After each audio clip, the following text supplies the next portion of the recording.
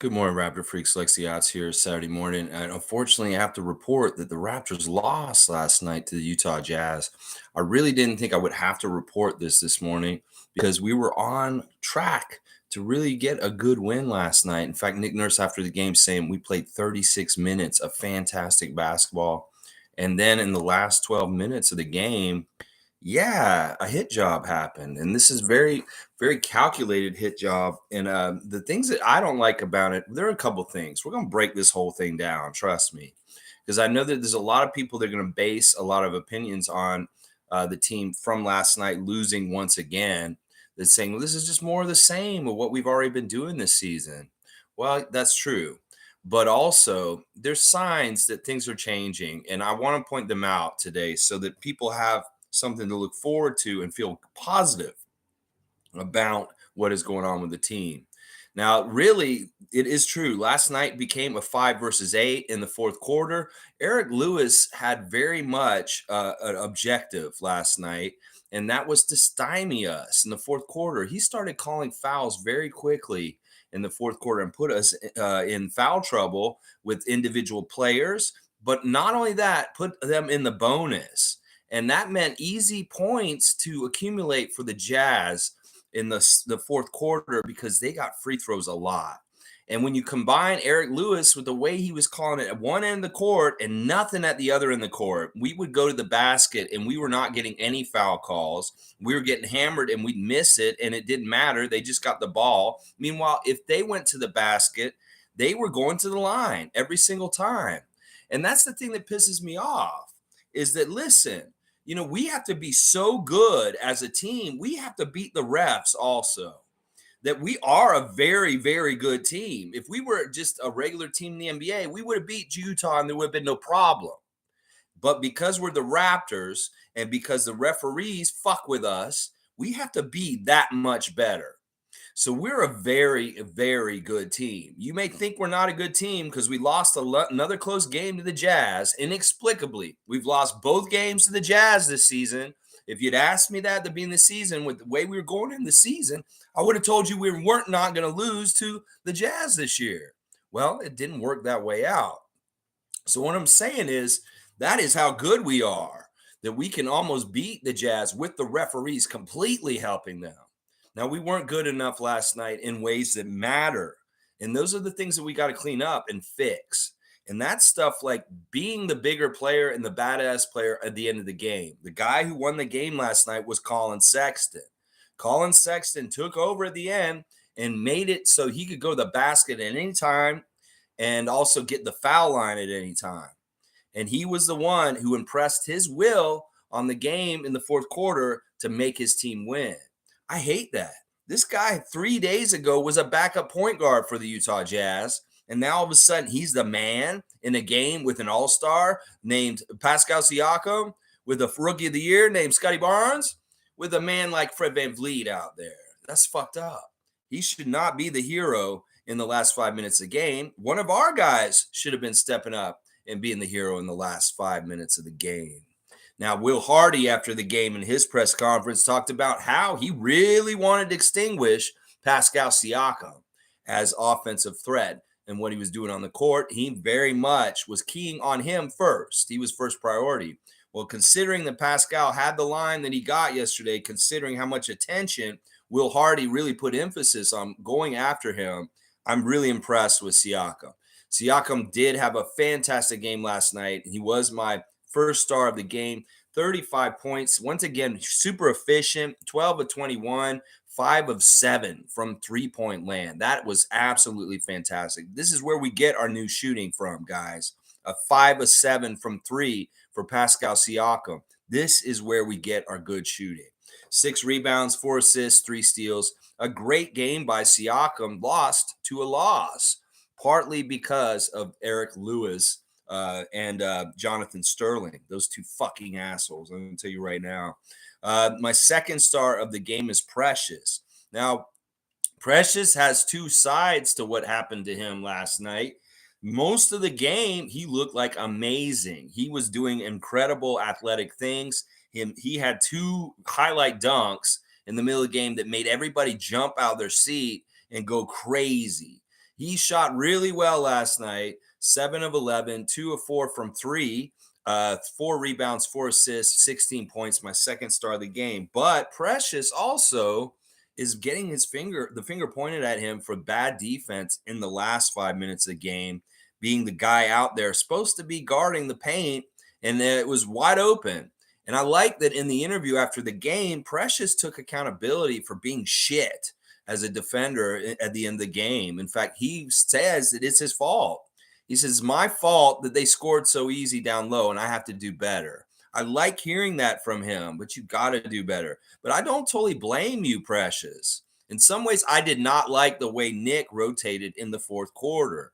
It really didn't make a whole lot of sense, some of the ways he was combining guys out there in the last 12 minutes. And that's why we looked like we were in disarray. We didn't look like we were playing well with each other at that point. We had been playing well with each other the whole game and like sharing the ball. We had a whole ton of assists last night, which was really good sign. But in the fourth quarter, for some reason, we went away from everything that we were doing good in the first 3 quarters, and our offense stagnated, and we only scored 20 points. Now, the Jazz were keying on Pascal very heavy, and they also mentioned Scottie and Fred as far as 2 other people that they wanted to stop, and they had keyed on them especially to try and stop them: Scottie, Freddie, and Pascal. Well, this is what I say then, Nick. What the fuck, man? If he's going to tie up 3 of your guys, go to the next one. Get Gary going. Get one of these other guys going instead. In fact, I think this is what Jordan Bolton is talking about on his Twitter last night. He's like, I can't even write this shit up. They play so good the whole game. And in the end, we need a hero. And they tie up our regular big guys. We'll go to fucking Gary. Get the next option. If they're going to go and key on different people, you should be reading which ones they're keying on and go to the next option that isn't getting keyed on. You have to continuously use this versatile, very equal team that has so many good players to go to the next person if the other people are getting stopped. They very much stopped Fred as much as possible. Will Hardy was very happy with the defensive job that they did on Fred VanVleet last night. He said there was only one open shot that he hated, and Fred missed it. And we all know what shot that was near the end, that Fred missed that wide open and airballed it. Well, that's the only shot that Will Hardy regretted about what they did to him on defense. So it was a very concentrated effort to stymie and stop Fred, Pascal, and Scottie last night. That was the Jazz's objectives. He revealed it after the game, and he was very happy with how they did. Very happy in his team and how they stuck with it and they kept going. When those refs fucking held your hands all the way to the end, that deficit that you had to overcome was really overcame by the referees in a lot of ways. They held your hand and gave you points over and over again in the fourth quarter to make up that. But we did not execute ourselves. It is on us also, because we didn't execute and play better in the crunch time to make it that we would win. In fact, we were too lackadaisical in the fourth quarter. I think that we got good feelings and we were like, wow, we're having such a good game. We're playing so well. And we fucking let up a little bit and let them sneak back and steal the game at the end of the game. That's a problem, Raptors. It's a full 48 and everything adds up to everything. This is a tough lesson for young Scott Wayne Barnes to see how to lose this game. Now, there's a lot of different things that could have gone better for us and we would have won. There's so many things we did do really well last night and we did win. And it shocks me from the box score. My third star for last night is Gary Trent Jr. He was 7 of 20 from the field, 2 of 9 from 3-point range. He made all 3 of his free throws, 5 rebounds, 4 assists, 3 steals, a block, 19 points with a +2. So my 3 stars are Siakam, Achua, and Gary Trent Jr. Now, Scottie had a great game in a lot of ways. He was really an assist guy. In the first half, he had 8 assists and no points. But then he came on a little bit in the second half, 12 points, 9 assists, 7 rebounds, and 5 of 14 shooting. He missed all 3 of his 3 attempts. And he really didn't do that I'm going to stand up and take over kind of thing at the end like I was hoping he would. Somebody needed to step up for the Raptors and start filling it up when things went dry at the end of the game. They doubled up our score 39-20 in the fourth quarter. So either you got to stop them from getting the lane and getting easy baskets, stop calling Sexton, or you need to go and score yourself and keep making the score go up for you guys, because it was just really abysmal how it really was in the last 5 minutes of the game. Y'all lost this game, and I'm just shocked. Honestly, I was so pissed in a lot of ways, but also, you look and see who Nick Nurse was pissed at the end of the game, calling a timeout extra at the end just to get extra time to yell at Eric Lewis and Jonathan Sterling. JB DeRosa, he had a couple moments where he looked out for us, but those other two were fucking us over left and right. You can really tell where the referees did the hit job on us from the foul count. There's 20 fouls for the Jazz and 30 fouls for the Raptors. We shot the same amount of free throws pretty much. I think we had one less free throw than them, but we made the same amount. But this is the thing, 30 fouls to 20 fouls. You know where those 10 extra fouls are? They're on the offensive end. They're Jakob Poeltl with a moving screen. They're a little brush off by a player against and then it's an offensive foul. It's that shit. And those are turnovers. And those were a big part of how the refs manipulated the game last night, was calling offensive fouls on the Raptors and then not calling fouls for us and then calling touch fouls for the Jazz. So yeah, very much a ref hit job. And I'm glad Fred and Nick were letting them hear it. In fact, I'm going to call them right now and fucking cuss them out. I'm going to call Eric Lewis today. Hello, Eric Lewis. This is Doug Smith of the Toronto Star. I'd like to ask you some questions about the game last night against the Toronto Raptors. Oh, you admit you were against the Toronto Raptors, huh? Well, I want to know who's paying you. What do you mean? You say you're on the up and up, but obviously you did a ref hit job last night on the Raptors in the Utah Jazz game. Yeah, you call all those fouls on them, put them on the line so much. I'm telling you, we're on to you. Toronto Star is investigating you, Eric Lewis. We're watching. Fine, so be it.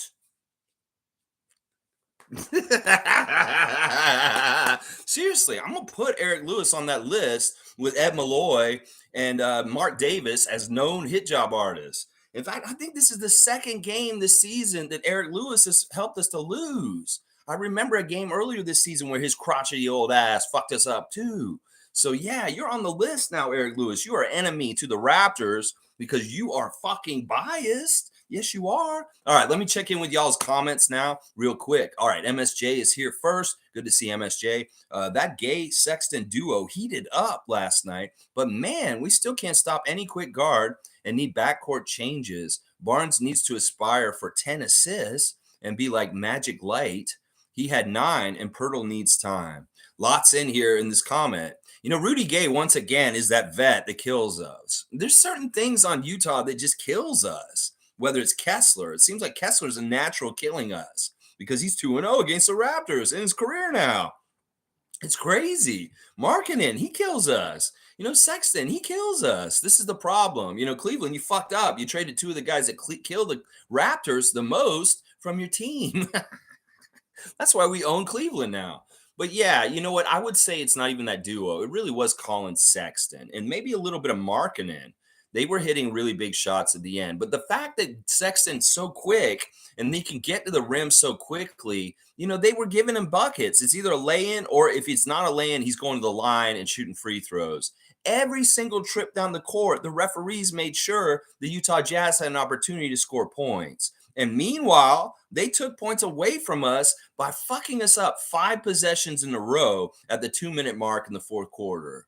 2 minutes into the fourth quarter. That's seriously, they called 5 fouls on us in 5 possessions in a row to stymie and stifle us and turn the game.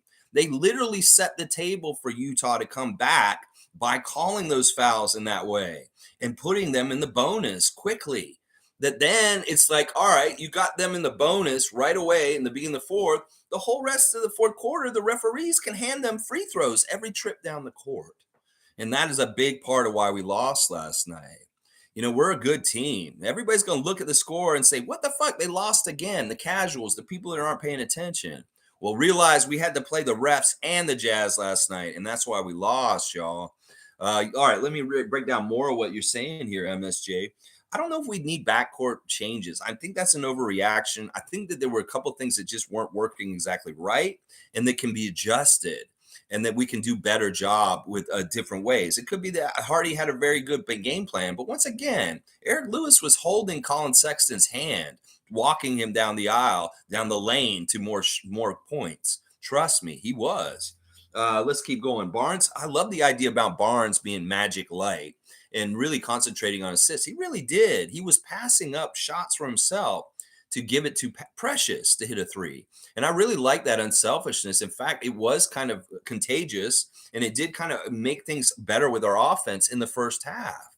There's Scottie playing like that. Now, I still want him to be more aggressive and try and score more because I don't want him to wait until the last last quarter to try and turn it on and do that. He needs a little bit throughout the whole game.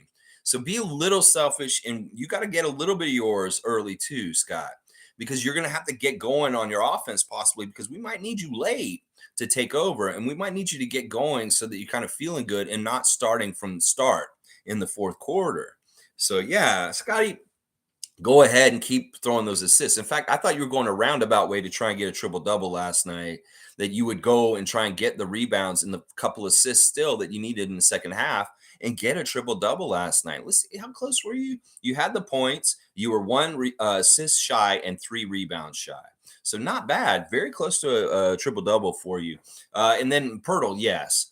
Pirtle definitely needs more time. He hadn't even practiced with the Raptors, and he just came in and played with them, and that's it. They did walkthroughs. They talked a little bit. You know, I saw him before the game in the warm-ups talking to Jim Sand for a long time, and Jim Sand looked like he was explaining the whole thing, the whole kit and caboodle to Jakob with his mannerisms and saying, pointing, and this is going on, and Jakob's just like nodding.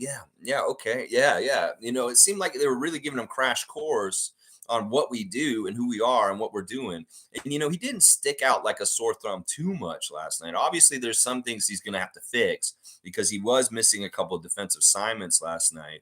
But he's going to fix it. And the signs are all there that this is a big monumental change, even if we didn't win last night. So I'm really excited about it. You know, Jakob had his interview yesterday in the press conference in the middle of the day. And, you know, he said a lot of things that were very interesting in this press conference. He said he'd like to retain and come and stay here, that he does have the intention of re-signing with us this summer, and that he thinks that the Raptors had that same intention also by bringing him back.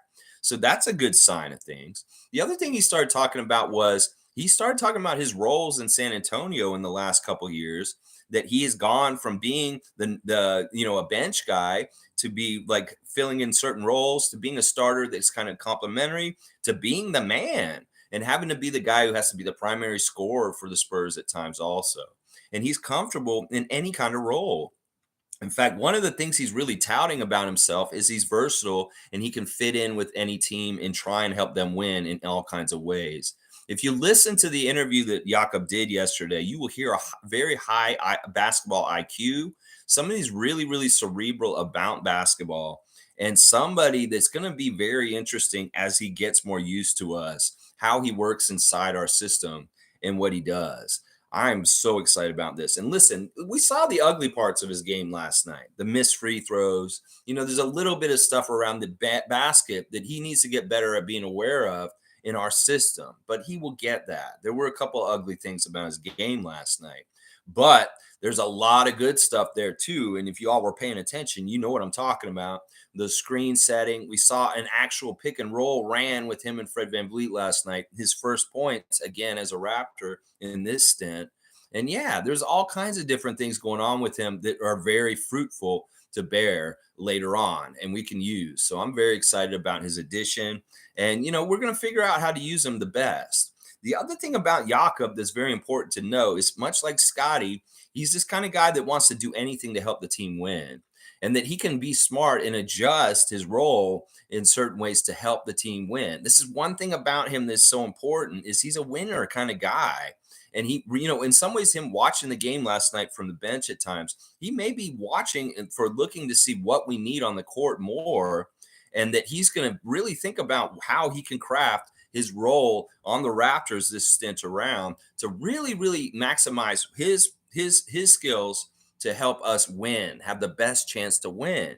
Because ultimately, this is all that matters with these guys, with his Fred, Pascal, Scottie, Gary, Pat, Pirtle. They just want to do things that add up to winning.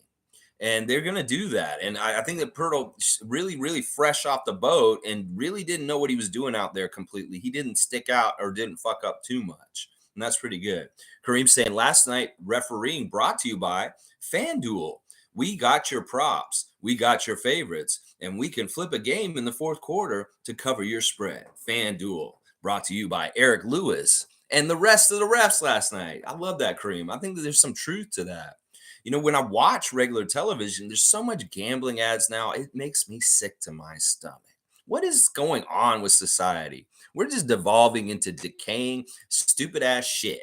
We're going to have gambling in the commercials now around sports. Well, let's just go ahead and be a dumpster fire, even worse and worse. Yeah, that's funny, Kareem. I like that. Nameless is saying ultimate hit job, Russian style.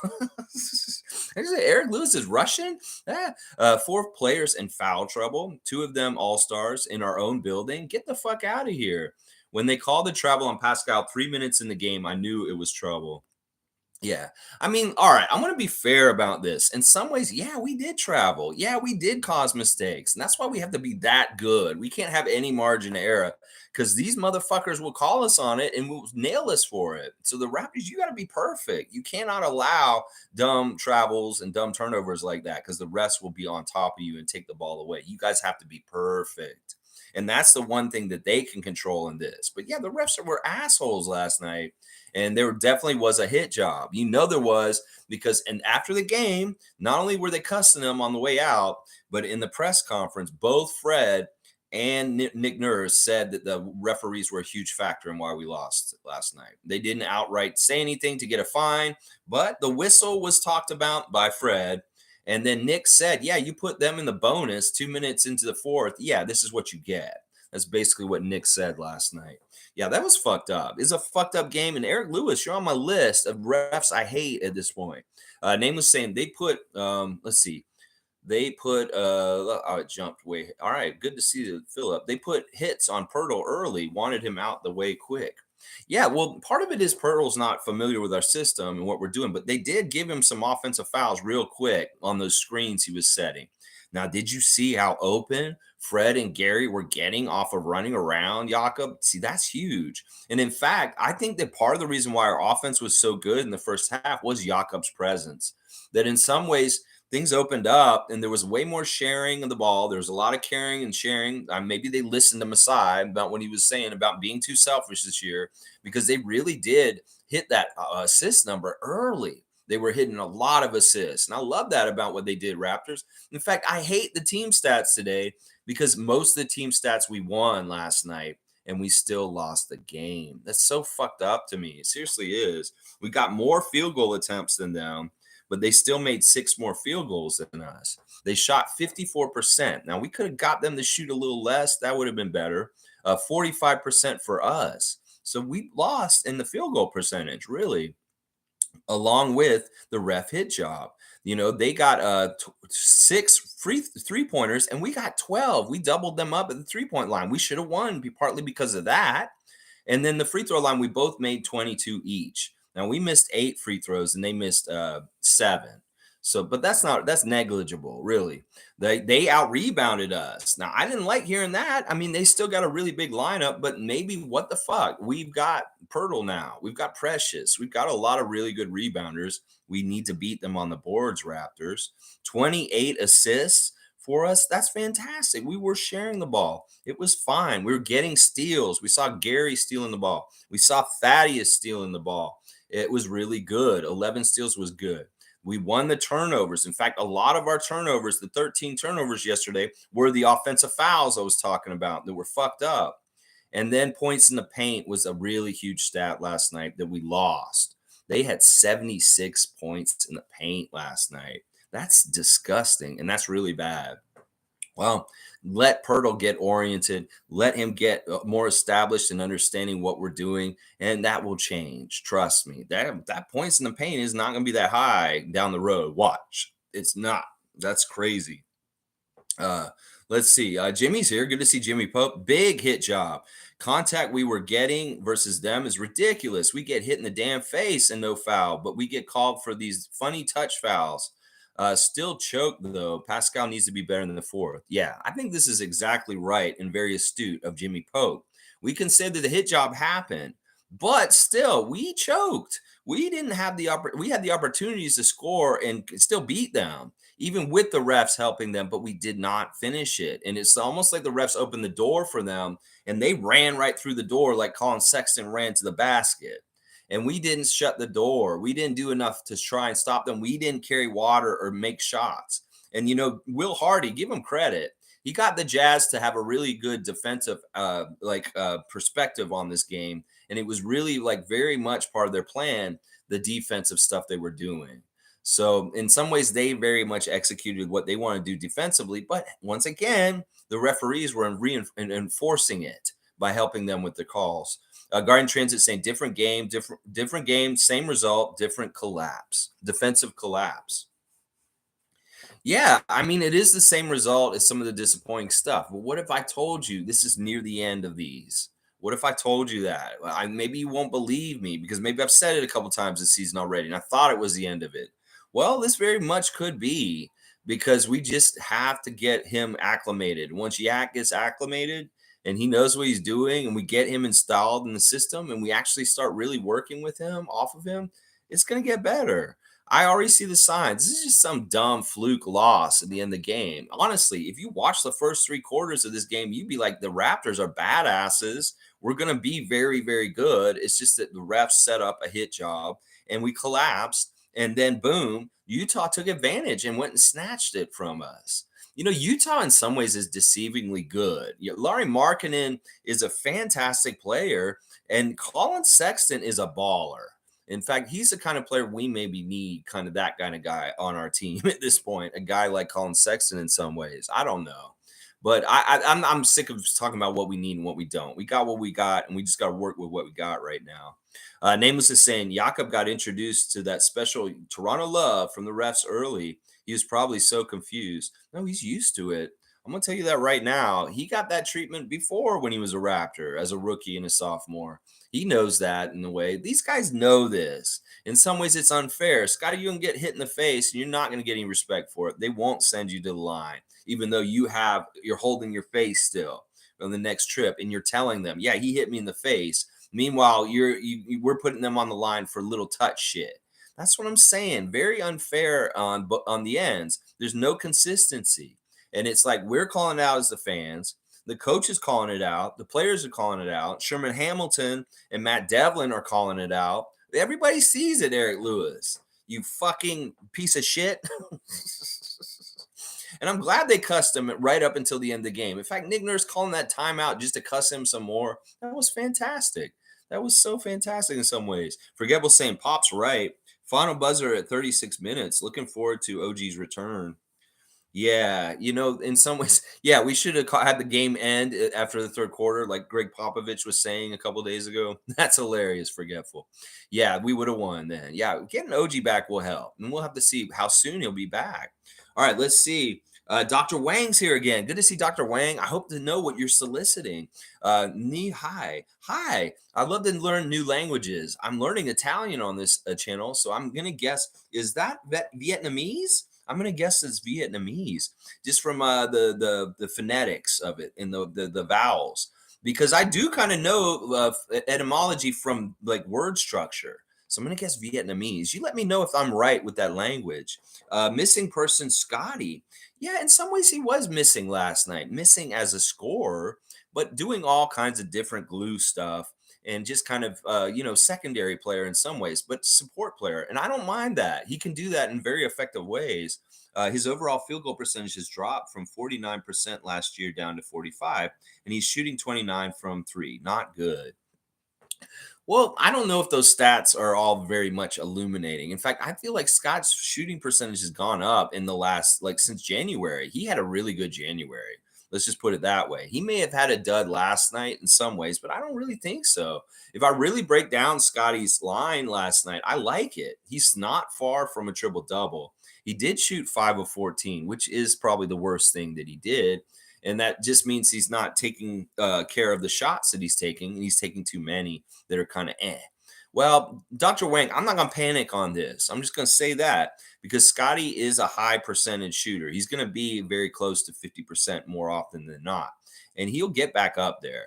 Now, I don't know what his numbers are compared to last year. His numbers this year are better overall. His shooting percentage may be a little lower, but his numbers are better overall, and he is developing and improving. It's just as he does his development arc going up, it's going to be a little bit of like he's going to have deficiencies in certain areas on certain nights and maybe really good in other areas because that's the development curve. It may not be consistent all the time. I am fine with what he did last night. He was fantastic. If he could have been a little more aggressive in the end and maybe took us home and won the game for us, that would have been great. That's the only thing I would say. But other stuff, as far as him being unselfish, setting up people like Precious and doing the stuff he did in the first half, that was fantastic. I have no problem with what Scottie did in the game last night, other than I wish he'd made more shots and maybe been a little more aggressive. So, yeah, he's going to be fine. Trust me, he'll be fine. It's just part of the development ups and downs. Nameless is saying, I would love for Scottie, Pascal, Achua, and Jakob to develop a mean streak out there. Start playing with more of an attitude and edge. League won't give us respect. That's fine. We'll just take it. Yeah, well, on the download, this can very much start happening again. In some ways, what is this? Attitude was maybe employed by DX last night. In fact, DX was in full effect last night. Dun, dun, dun, dun, dun, dun, dun, dun, dun, dun, dun. Degenerate into something, fool. I just got tired of doing what you told me to do. But that's a breaks, boy. That's a breaks, little man. Break it down.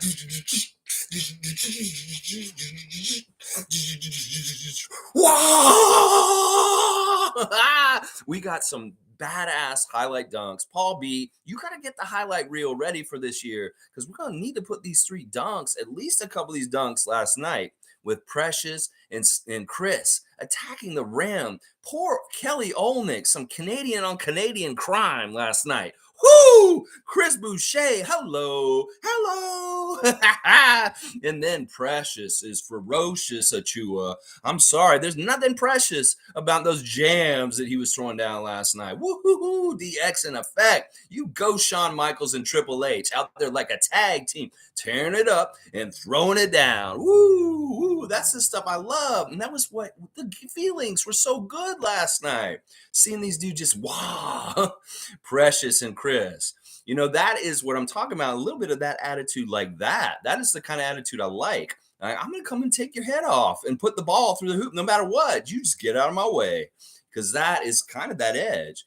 No, we'll get it. Jakob will be a big support and big muscle in the middle to give us a little bit more weight to throw around in the way that you're talking about, Nameless. I think we will get it. And just give it a little bit of time. I know the season's only got 25 more games, but still watch. A lot can happen quickly, especially if you're already familiar with the person to a degree. G say Nameless, Jakob was so confused and forgot about the Raptors treatment from the refs. Listen, I don't think that he got very good treatment in San Antonio either. Listen, we are getting singled out some games. It works 2 ways. We can get the favor of the refs sometimes, guys. But more often than not, we're not going to, depending on the opponent. And for some reason, they don't want us to beat the Jazz this year. They really wanted the Jazz to beat us. I don't know. Maybe Danny Ainge sent some money to Eric Lewis. I don't know what the fuck's going on. But yeah, Eric Lewis seemed like he was in the pocket of the Utah Jazz last night. So it's always on a case-by-case basis. There are nights where the ref hit job is in our favor, trust me. So it's not just blanketly it's Toronto gets screwed over every time. We get more of our share of getting screwed over, but we do get helped at times also. I have to say that. Let's say, Kareem is saying the refs even fucked Tim Donaghy's bets.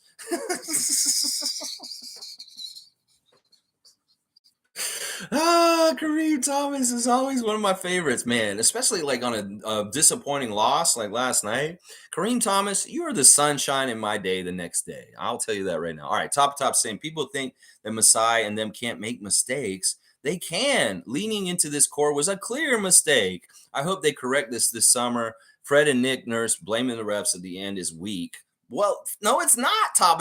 It is exactly what happened out there. You don't fucking see it.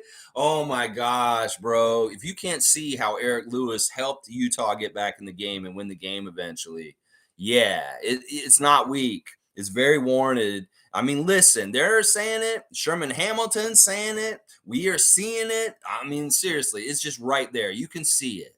You can see it. And if you don't see it, then fine. You don't have to see it. And you can think it's weak.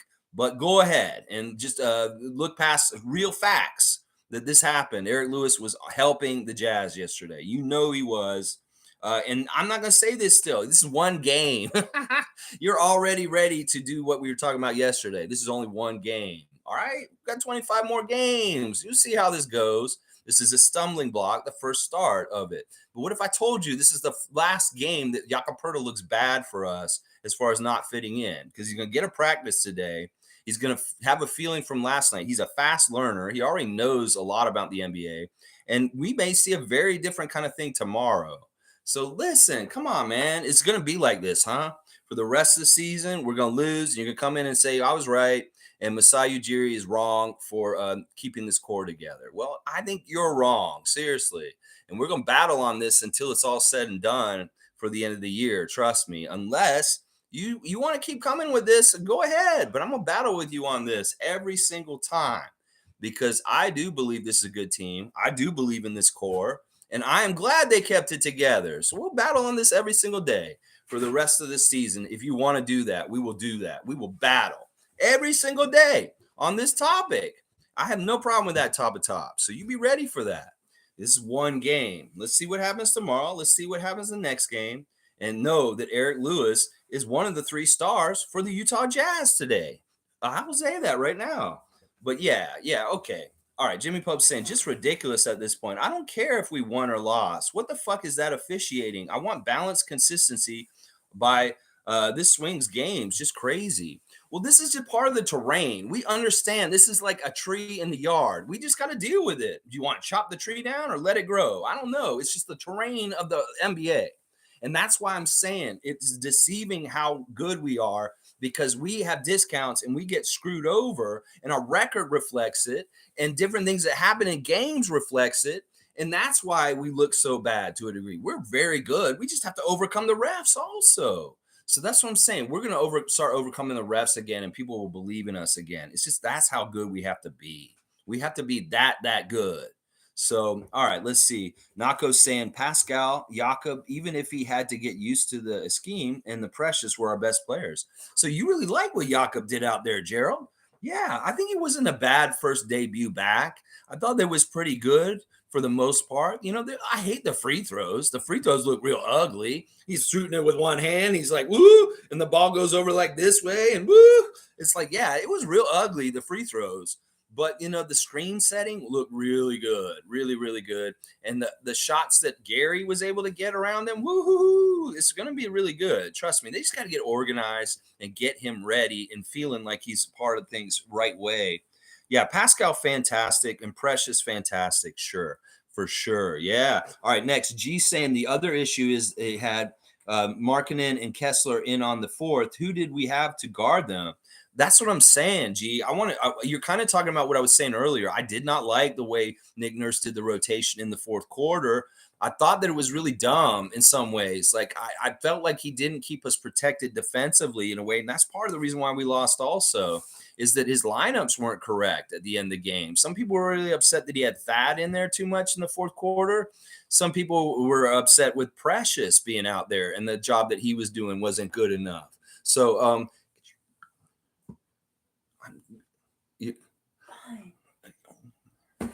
sorry. So I want, he could have done a lot of different things in the rotation in the end of the game and that he didn't do. I thought he didn't have the right personnel and that would have changed things. All right, let's keep going. Summer's saying the refs were so bad, made the game unwatchable for me. Well, it's like if you're gonna go rewatch the game, watch the first three quarters, but don't watch the last quarter. Just watch the first three quarters. You'll have a lot of fun. Watch it like Greg Popovich style. But yeah, don't watch that last quarter because that really pissed me off. Eric Lewis is fucked up. I'm gonna tell you right now. Blue City's here, Philly fans here. What's good, my Raptor rivals, and good morning, Toronto friends. I'm still upset that my 76ers traded away Matisse Thybulle. I didn't even pay attention. You guys had made a move? Matisse Thybulle moved from you guys? Oh, I didn't know that. I wouldn't be that upset about him. You guys won yesterday, didn't you? You guys were playing New York and you won. Good job, Philly. I'm glad that y'all beat New York because they're closer to us and we're trying to catch them. So I was rooting for the Sixers yesterday to beat the Knicks. And good job, Sixers. So yeah, good morning to Sixers Nation. Friendly nation sometimes, but always respect and love the Blue City Empire Sports. A longtime regular on our channel as a Sixers fan. We appreciate you. Pirtles was 2 for 2. Once he acclimates, he will make a difference. They didn't even have one practice together, so imagine when they gel. Yeah, I agree with this. You know, he is going to be so good for us in so many different ways, and people are going to find out. So I'm excited about him. That pick and roll was a nice, good sign. And he really didn't try to shoot or anything or do anything around the basket. That's the thing. He's going to get us easier baskets in some ways also. Like there was that one play where he snuck underneath the basket and Pascal found him.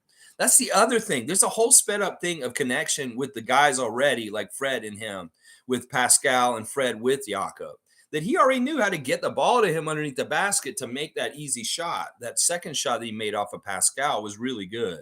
And that is something we're going to see, easy dump off passes to Yak near the basket, like what we get beat by. We're going to do that to other people finally because we have a guy that can do that. So yeah, I'm excited about it. Top saying, why does Precious take accountability, but Fred doesn't?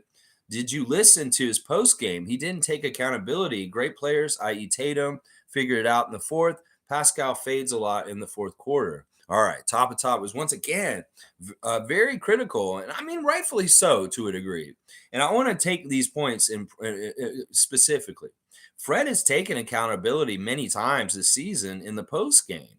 He has said that I need to play better, I need to shoot better, I need to do better, I need to play better, and he has. This is like very early on. He was saying it a lot, and he did elevate his game, and he did start playing better. You know, they didn't have very long interviews yesterday. They're all in there for maybe 1 minute, 2 minutes. And Fred didn't say a whole lot.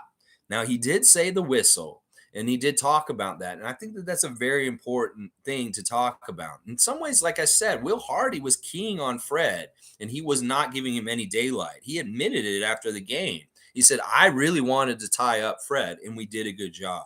So, you know, there's a lot to this. Once again, I'm not coming after them. Fred has shown that he will take accountability, just so you know. But it was refreshing to see, Precious take some accountability for last night, too. I wasn't expecting it, and I wasn't even going to point a finger at him individually. But in some ways, it makes sense what he's saying because he did have the duty of anchoring the defense down low in the post at the end of the game, in the very important part of the time where we did not have good protection down there. So, yeah. You're saying that Tatum's a great player? All right, I'm going to give you a strike. Man, you're really flirting with strikes. Fuck the Celtics. We don't compare Tatum to Fred VanVleet and say that's why he's a great leader. Man, that's showing something I don't like in some ways. No, dog, we can't do that top of top. You don't say, all right, Fred's not a good leader as Jason Tatum because Jason Tatum takes accountability and Fred doesn't. Fuck that. That's a strike right there. You can't compare a Celtic and say that he takes accountability and Fred doesn't. That is really, that's not Raptor freak behavior right there. I'm sorry. Now, Pascal does fade in the fourth quarter, and that pisses me off. And that is part of why I want Scottie to start taking over in the fourth quarter more often. Because in some ways, Pascal is just too keyed on, too tired, and too ineffective in the end of the game. He'll score like crazy, get almost 40 points the whole entire game, be a badass. But when it counts at the end of the game, that's what I'm saying. I don't like this. I wish he would take more onus and responsibility on trying to take us home to the win instead of disappearing, as you said. That's a fair thing to say. But yeah, don't compare Tatum and make him the guy who's the good one in the comparison. Fuck that. No. Nameless is saying, I thought that had a great impactful game. Let me just look at his stat line. It's a mixed bag. Some fans were very critical of him, but you know what? He got 2 steals in 12 minutes. That's the thing. He's underrated for his deflections and the steals that he's causing out there. 4 points, 3 rebounds, 2 or 3 from the field. He wasn't bad. He didn't play a whole lot. And I was actually really glad that he played, because in some ways, having Jakob show up, well, there's guys that are going to be on the odd man out. And it looks like it may be Wancho and Koloko to a degree that Pirtle's going to be taking minutes from. And it's not Thad. Thad was still involved in things. So that's good. That's a good thing right there. So G saying top, Fred many times has said he shot badly. You guys just want blood from him at this point. Love that Scottie wants to pass, but makes the team defend too. They lag off him and double others. Yeah, that is actually true. G, you're right.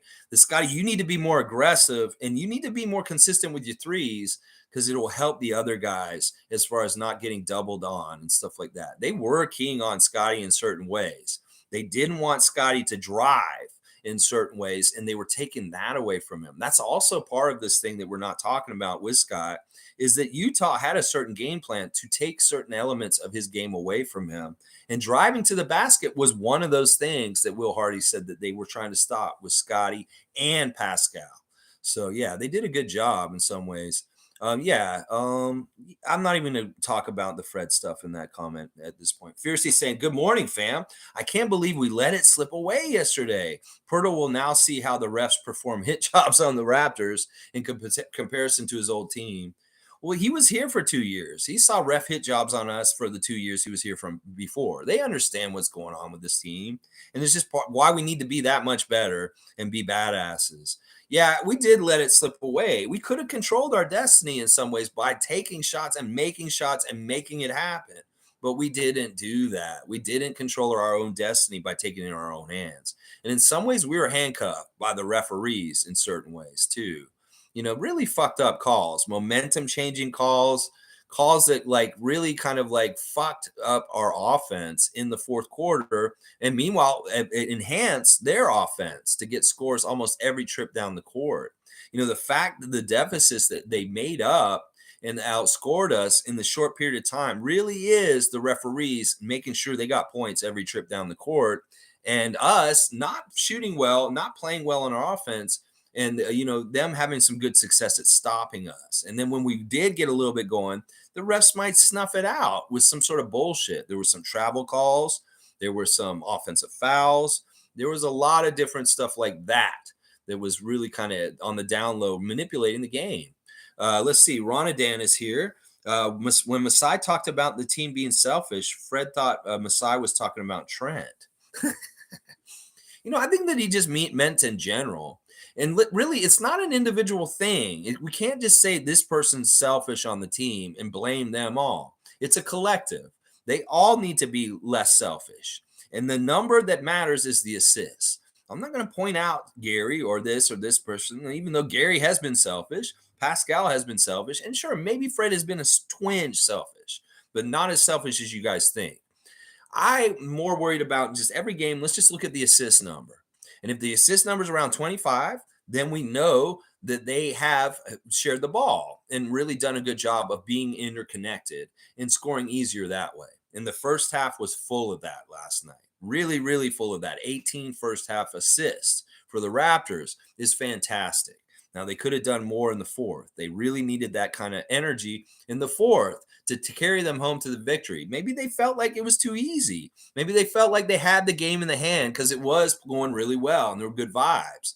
Well, the referees and the Jazz wanted to change those vibes quick, and we were too lackadaisical in reacting to it to change the outcome from changing to them winning.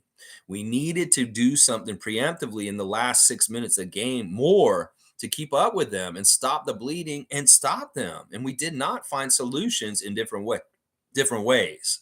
And some of that is on Nick Nurse. Some of that is on the refs. Some of that is on Will Hardy coaching a really good coaching job at the end of the game. In some ways, Will Hardy outcoached Nick Nurse last night. I hate to say that, but I think that's the damn truth. that we could say that Will Hardy outcoached Nick Nurse last night. And in some ways, maybe he outcoached him twice this year already because we lost by 3 to them in Utah also. These close losses to Utah are only 2 losses in the month of February, and I hate them. Let's just put that way. All right. Mark B is here. Good to see another new name. Every single morning, 9:30, we're here.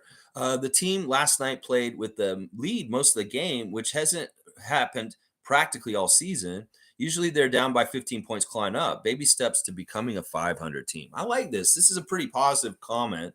And, it's true. We haven't played with the lead a whole lot this season. We've been playing from behind in a lot of games. And more recently, we've had the lead in a lot of games and we've won them. We've been wire to wire where we'll jump out and get the lead right away. And for the whole four quarters, we are leading the whole entire game. We've done those kind of games recently. And in some ways, I was hoping last night would be like that. But yeah, it's interesting. Mark, thank you for coming and thank you for the comment. And I agree, this is baby steps. In some ways, it really is 2 steps forward, 1 step back. And I'm sad we lost last night. We could have easily won our 4th game in a row last night if we had just executed better at the end. And this is where these guys are going to catch hell today for it. There's going to be different things said in the film this morning, and different things that I work on in practice. And that's the other thing. With practice with Jakob out there finally, they can set up certain things with him that may help with what happened last night immediately. So I'm really interested to see how we adjust and change. And maybe they get real serious and pissed off about how they lost last night. I don't know. I really want the Raptors to show a fire of competition, that they're upset by losing close games. And this does fucking matter because in some ways, the way they lost last night, it shows that there's some lack of that to a degree. That are you competitive? Do you see what's happening in the game? Who's going to step forward and fucking stop it is what I'm saying. And that's what we needed. We needed a Tina Turner, a hero. We needed somebody to enter the Thunderdome and fight the Master Blaster. Well, where are you, Mel Gibson? Oh my gosh, because we needed a hero. We need another hero. We need somebody to take it home. All we want is another bucket to win in the Scotiabank Theater. Scotiabank Arena. I mean, oh man. All right, anyway, top saying Pirtle had a decent game for his first game, but nothing I saw in this game makes me think that this team will go on a big run. Fred and Gary have major issues all year guarding at the point of attack. All right. All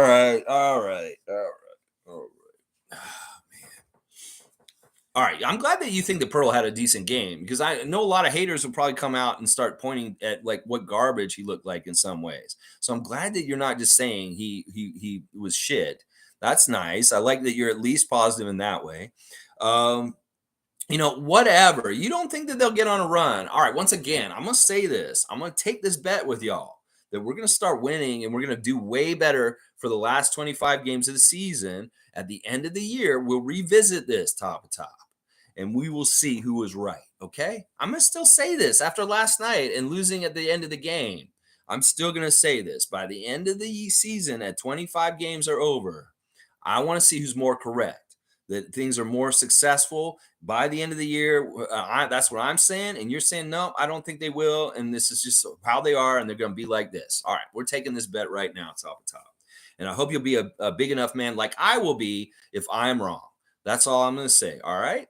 Because I want to just leave this at this. Because in some ways, we're going to nitpick all the way through. Well, we can go back and forth. But I'm not going to gloat wins over you like you're going to nitpick losses to me, is what I'll say. I'm going to try not to do that, at least. Now, the criticism of Fred and Gary as far as the point of attack and the defense stuff, it is Nick Nurse's system. And these guys are playing it. These guys can play very good defense. In fact, they're one of the best defensive backcourts in the league. And if you don't think that, you're wrong because the stats show it.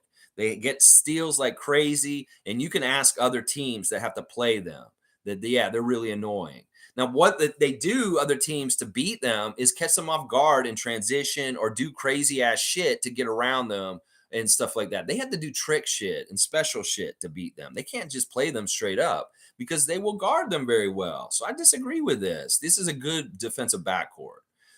Gary has such good steals, and Fred I've already talked about this week why Fred is a good defensive player. and that people are missing out on all the important things that he does that are very, very important for defense. So, Nameless is saying the Utah announcer said it's the most incredible victory of the year, and it was an unheard of comeback. It was heard of. It was heard in the ear of Eric Lewis. Oh, help Utah to win. Okay, I'll do my best. Adam Silver. Yeah, it's the betting sites endorsing the league. That's why this is happening. Money. It could be. It could very well be that. You know, what is, could there be a linkage to payouts and people betting on this game to why the outcome happened the way it did? Could it be that Eric Lewis is a Tim Donaghy guy, that he likes to have bets, or maybe he's not betting himself, but he has family members or friends that he's helping to make a lot of money by fucking around with games? You know, that it could very well be that Eric Lewis is on the phone. And he's like, you know, Scott Foster, we need to, you need me to do the hit job on Toronto tonight because we can win a lot of money by betting Utah. Sure. Okay. I'll take care of that. You know, it's that simple. All those phone calls between Tim Donaghy and Scott Foster from about 15 years ago. Yeah, we know about all that because of the Donaghy story.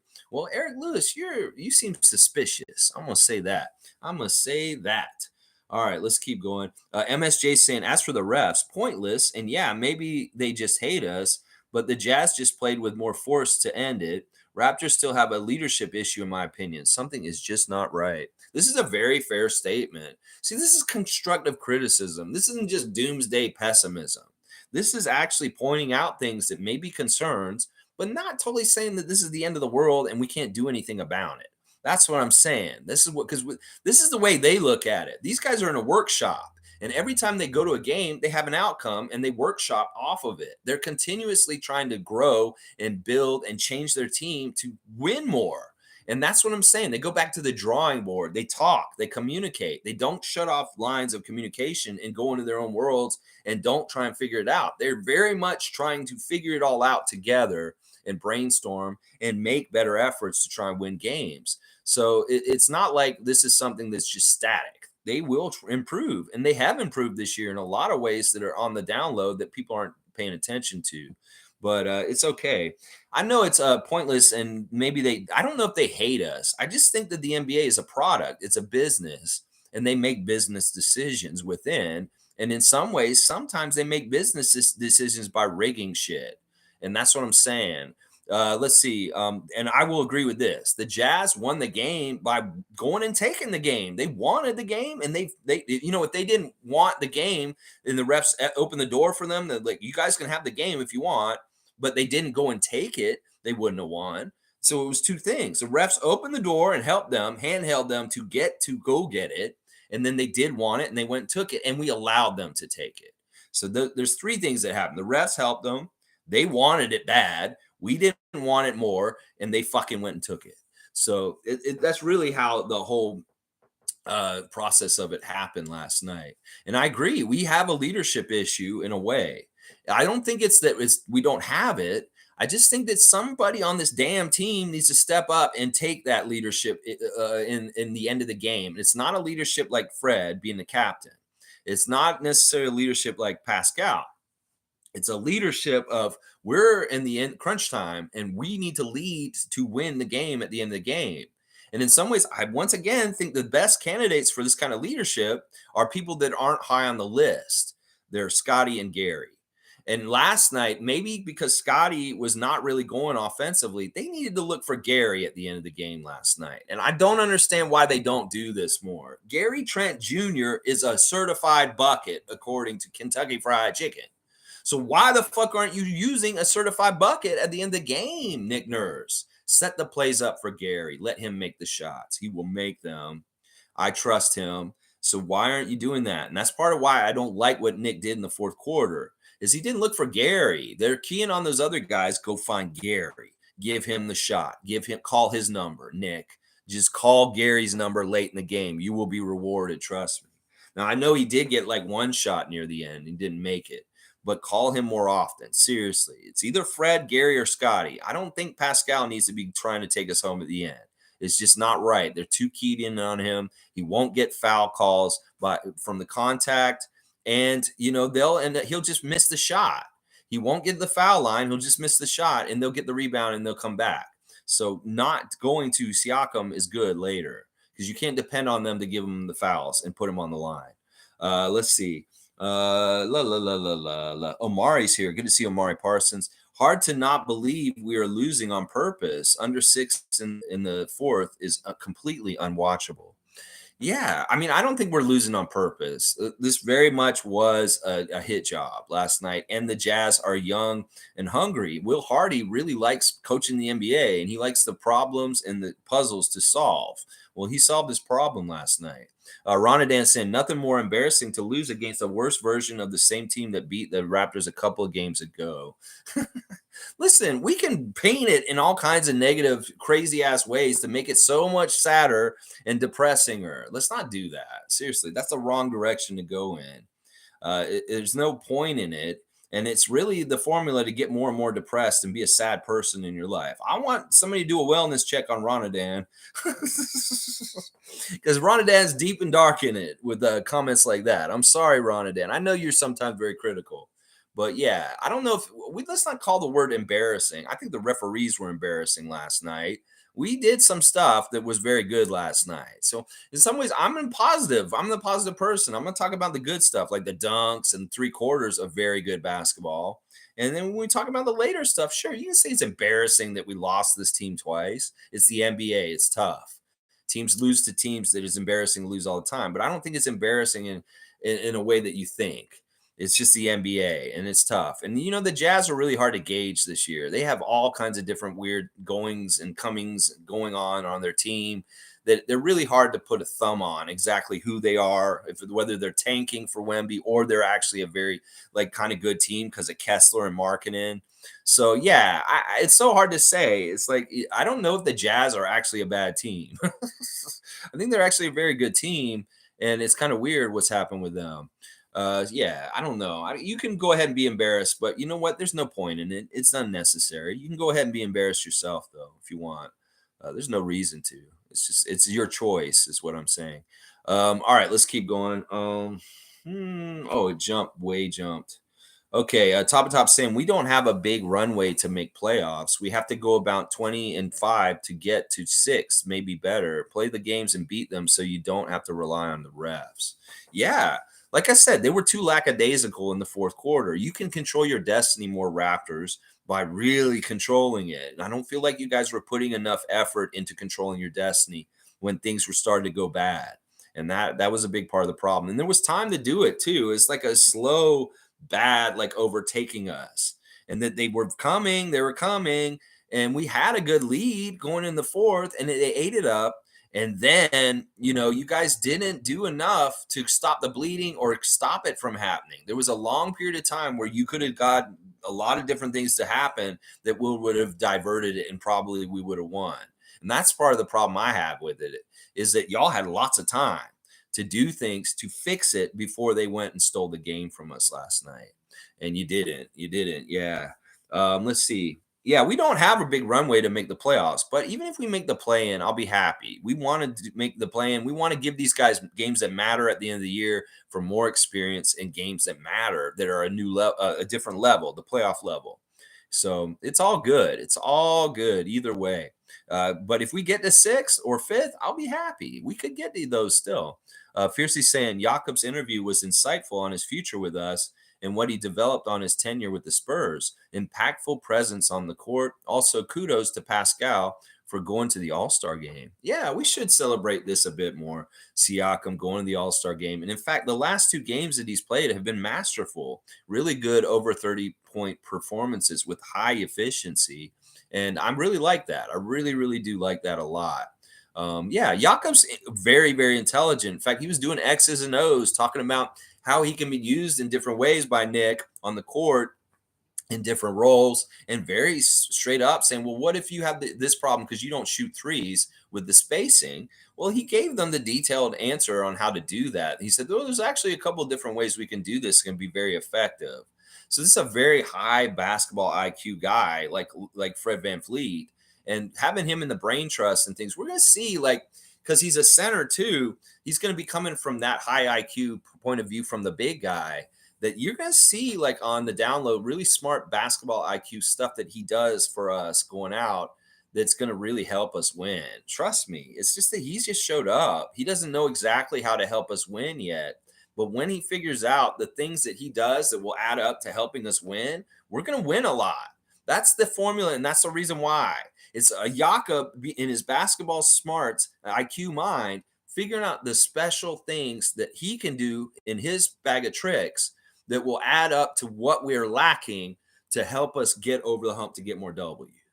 And when he figures it out, when they figure it out, it's going to be a switch, and y'all are going to see it, and we're going to win way more often than we lose after that happens. Trust me, seriously, top of top. That's the difference between what I'm seeing and what you're seeing. Is that Jakob's smart? He knows he can help us win. He's just got to figure out exactly what it is and start doing it, and boom, we're going to start winning. Watch. Let's see. Tom Duke saying top of top. I agree. Nick and concentrating on yelling at the refs never seems to help. The players sure look shocked, and this won't happen again. Go Raptors. We say that though, Tom. It seems to, different ways it happens, different variations of it happen. And that sucks. I know that you guys don't think that Nick yelling at the refs matters, but it does to a degree. Like, seriously, in some ways, it's a good way to put them on blast and let us know that they're really fucking us over. In other ways, it's also kind of like, I think Eric Lewis has not liked us for a long, long time. And, he's been this kind of ref. And, we just need to put him on blast and call him out for it. It is such bullshit. And it is really a big factor. I mean, just because he's yelling at them, I think it's good, honestly. And Fred talking to them too. Like, he had very heated discussions with Jonathan Sterling last night. Fred, right in his face and talking. I mean, Sterling was just as bad as Eric Lewis. They were both doing it to us. They really were. But yeah, I like when they yell at the refs. I want him to fight hard to get what the Raptors want on the court by yelling at them, because it makes me know that he cares and he's fighting as hard as he could. Now, an element that they talked about in the broadcast last night that makes sense is that we did our challenge very early and we were successful. We won it. And I think that Sherman Hamilton and Matt Devlin are right. That the NBA may look into, like, if you have a successful challenge, you get you continue to have your challenge for the rest of the game. And because we could have really used a challenge in the fourth quarter when the refs started getting a little funny with their calls. We should have been able to challenge them on their shitty, fucked up calls. And maybe that could have changed the tide with how they were calling it in the fourth so biasly if Nick Nurse still had a challenge in the fourth quarter. Because, he had a successful challenge earlier. He should get that. They could amend the rules in this kind of way. Now, part of it is they don't want to have so many stoppages of play for challenges. It's like, well, where's the limit then? What if you have another successful challenge? Do you get a third challenge because you've been successful twice already? I don't know. I don't know what the rules should be. But I think that there is some truth to, like, if you have a challenge early and you're successful, you should have one for the second half, is what I'll say. G saying Olenek was traveling too with no calls. I was pissed too after this game, but if Pirtle closed out, I think they win. We need some patience to watch them gel and for Nurse to figure out new rotations. Yeah, I think he hit a lot of nails on the head. Olenek was out there traveling. Jazz were making turnovers and doing stupid shit too, and they were not catching them. They were catching us. We do need patience. And I think I agree that instead of Precious or Thad near the end of the game, they should have maybe played Pirtle, even though he's inexperienced with our system. That in some ways he's just like a good default stoppage in the paint, and that he might have had more success than Precious at closing them out near the basket near the end of the game. I was thinking that too also, even though it's like, Pirtle's kind of risky to play at the end because of the foul shots. But also, where's the trade-off? And maybe it's the kind of thing where Nick may need to do defensive, offensive substitutions, where Pirtle comes in as a defensive substitution, and then they time out and they bring in an offensive substitution for him when they're at the other end of the court, because that'll hide up his bad free throw shooting in the end with the Hackett Shack. So, yeah, I think that they got to figure out the rotations. They really, really do. Nick, you're going to have to figure out, because you did say yesterday, all right, he's not going to start, and you haven't totally figured out what his role is. You do see him as possibly a starter down the road, but you don't know what his role is going to be yet. And I understand what you're saying, because his role could be off the bench or it could be starting. That's really what he means when he says that. And it could be on a different night to night basis. But yeah, they need time to gel, and they need to figure out how to use Pirtle correctly in the rotations in the right way. Cool Cat saying, "Good morning, Raptor Free crew. Tuning in a bit late. Sorry that we lost the game on coaching and ref hit job. We needed to put our 7-foot Jakob and Koloko on the court to close out. Utah put their 3 trees to close." I know this is maybe another area where I could be very critical of Nick. You could have played Koloko with Jakob Pirtle, and maybe we could have seen some like really good like matchup against the very tall lineup of the Utah Jazz. In some ways we battled them way better on the rebounds with Pirtle in the lineup than we did when we played them in Utah 10 days ago. That we did way better on the rebounding, and we did kind of contain them a little bit better, even though the points in the paint says otherwise in the stats. We did do a little bit better with defensive low post stuff. It's just that some of that was like running into lane kind of stuff, just away from us, the points in the paint. It wasn't right up next to the rim, all of it. Because Pirtle was meeting them, and he was very much a presence down low when he was in the game. Yeah, it sucks. It sucks. And I agree with this. I mean, Koloko could have played last night. I didn't understand why he didn't play Koloko. And it seems like Malachi's fallen out of the rotation a little bit because he really isn't playing well at this point. Maybe you need to put Koloko back in, because honestly, I think the Koloko is a good matchup against the Jazz just because there's so many 7-footers. You need another guy like their height. Name was saying Jakob's impact was immediate, very clearly an impact player. Just his presence was deterring shots, and nobody wanted to drive the paint. Just kick it out. Yeah, this is good. There's a lot of good things to start from his first appearance back. G saying, "Cool Cat, exactly. They had 3 7-footers to close it out. Fourth quarter rotations were not great." Yeah, Nick, you dropped the ball in the fourth quarter. And once again, he said recently, "I got to coach better sometimes." Well, he's in a coach. He's trying to figure out how to coach better sometimes too. It's like everybody. Space Cadet is agreeing. Officiating was absolutely atrocious. Everybody can see it. Eric Lewis, you're on blast today in Raptors Nation. Isaac Campbell saying Raps won't be able to let up for the rest of the season if they expect to go streaking. This is a good reminder to value every possession and always move the ball. And also, we win the fourth quarter with OG. That may be true too. I mean, the factor of OG being involved in everything could be a big factor for sure. Yeah, they don't have a margin for error. Y'all can't fuck up. In some ways, I don't like Pirtle missing free throws because that adds to the problems too. You guys can't turn the ball over. Y'all got to be very efficient. Y'all got to make your shots. You're going to make your free throws. You got to do this better than the other team. You got to do that better than the other team for it to all add up to a W for sure. And if you have mistakes throughout the game, they do accumulate and may add up to you losing by the end of the game. So every single possession is important, Raptors. You have to value every single time you have the ball. Click saying we need guards that can do dribble penetration and kick out to reliable three-point shooters, and our defense was abysmal in the fourth quarter. We need real three-point shooters. We outshot them from three-point range last night. Click. We did actually really well on the three-point line last night. 12 of 34, 35%. Pascal himself was an amazing three-point shooter last night, 5 of 7.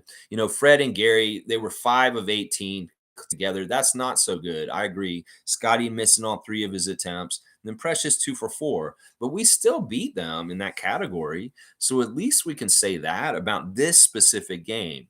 Our three-point shooting is going to be better for the rest of the year.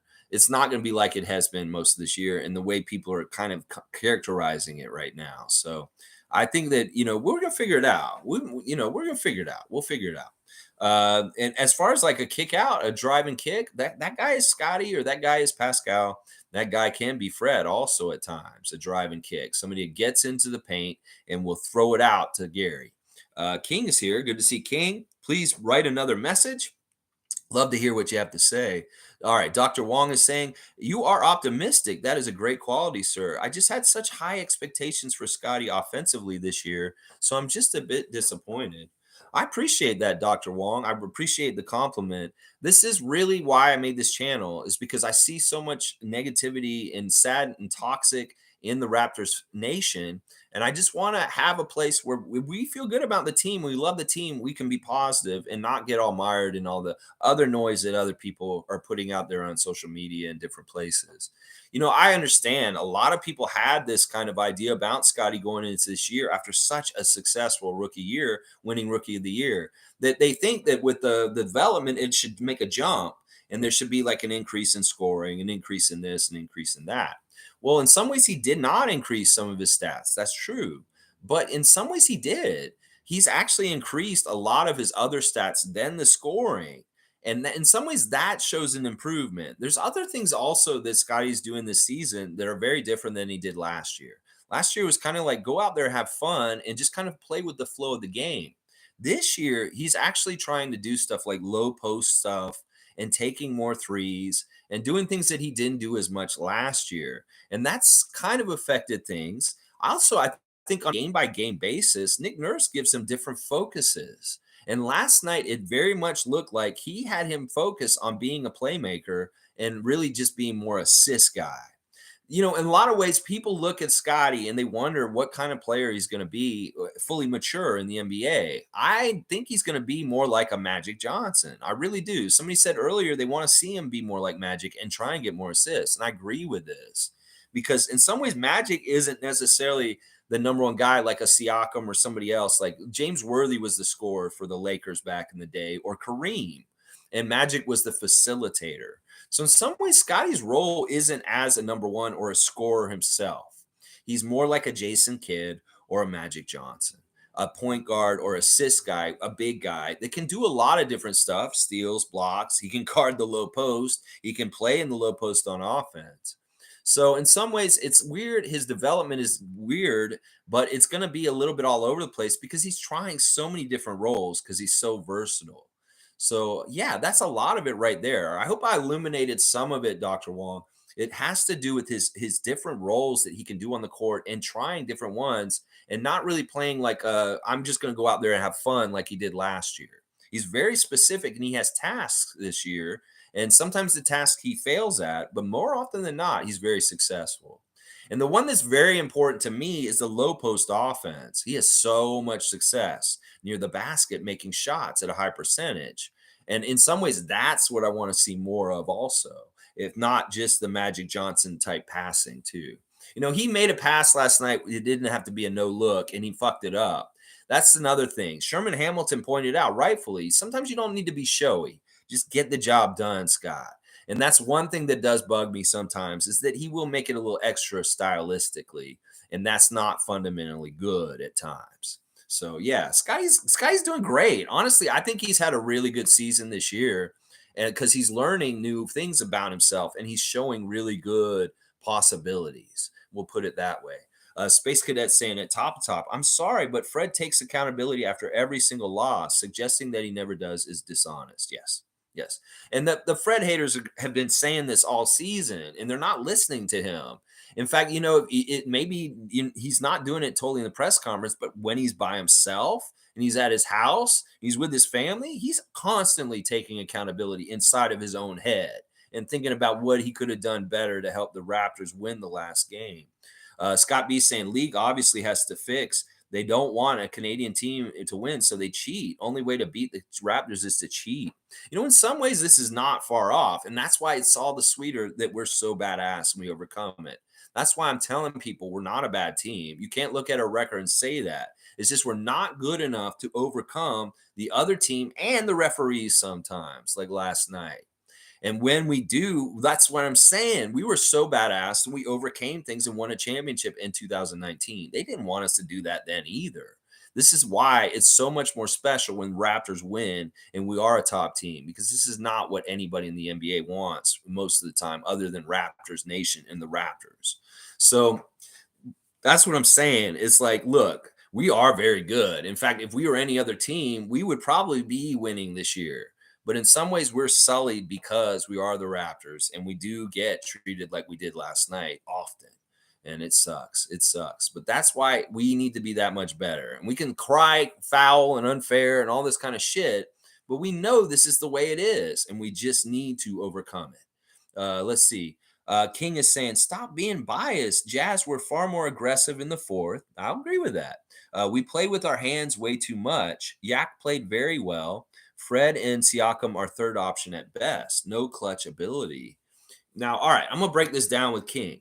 I like some of what you're saying here, but some of it is I'm very biased. I'm going to be biased. This is totally a Raptor freak channel that is totally biased for the Raptors. In fact, I'll be delusionally biased for the Raptors. If you don't like that, then you're not going to like this channel, because this channel is always positive for them. And we're doing the opposite of what the NBA media and other forces do to the Raptors. We're the counterbalance. We're the very positive side of it in the Raptors fan nation and everything.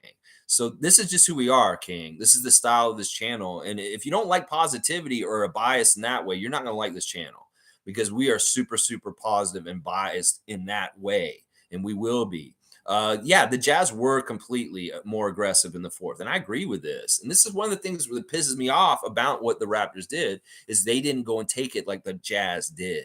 That whoever wanted that game more could have gone and taken it last night. And the Jazz did want it more. Now, they wouldn't have had a chance to take the game if the referees hadn't set them up to be able. It's almost like they're in a volleyball game and the referees set it up. They set and they let them spike it because they needed the setup. We were going to beat them.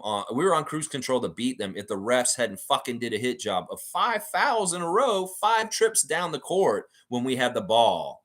You know, that is really a HIF job. And if you don't see it, then I don't know how to explain it to you. If you can't see it and the announcers are telling you, the coach is obviously upset at the end of the game. The players are saying in the press conference afterwards, I'm saying it now. If you can't see that there was a bias by the refs towards against the Raptors last night, I don't know what to say to you. I can't explain it to you at this point. Yeah, we play with our hands way too much. You know, that's actually by the direction of Nick Nurse. That's part of the style of our defensive system. He wants us to get into them. He wants us to touch them. He wants to engage and contact them. And part of it is he knows we'll get a lot of fouls called on us, but they can't call every single foul. So the philosophy is let's foul them every single time. And in some ways, I understand why you like, okay, they play with their hands too much, but that's part of our brand of our basketball. And it has been this way for a couple of years now.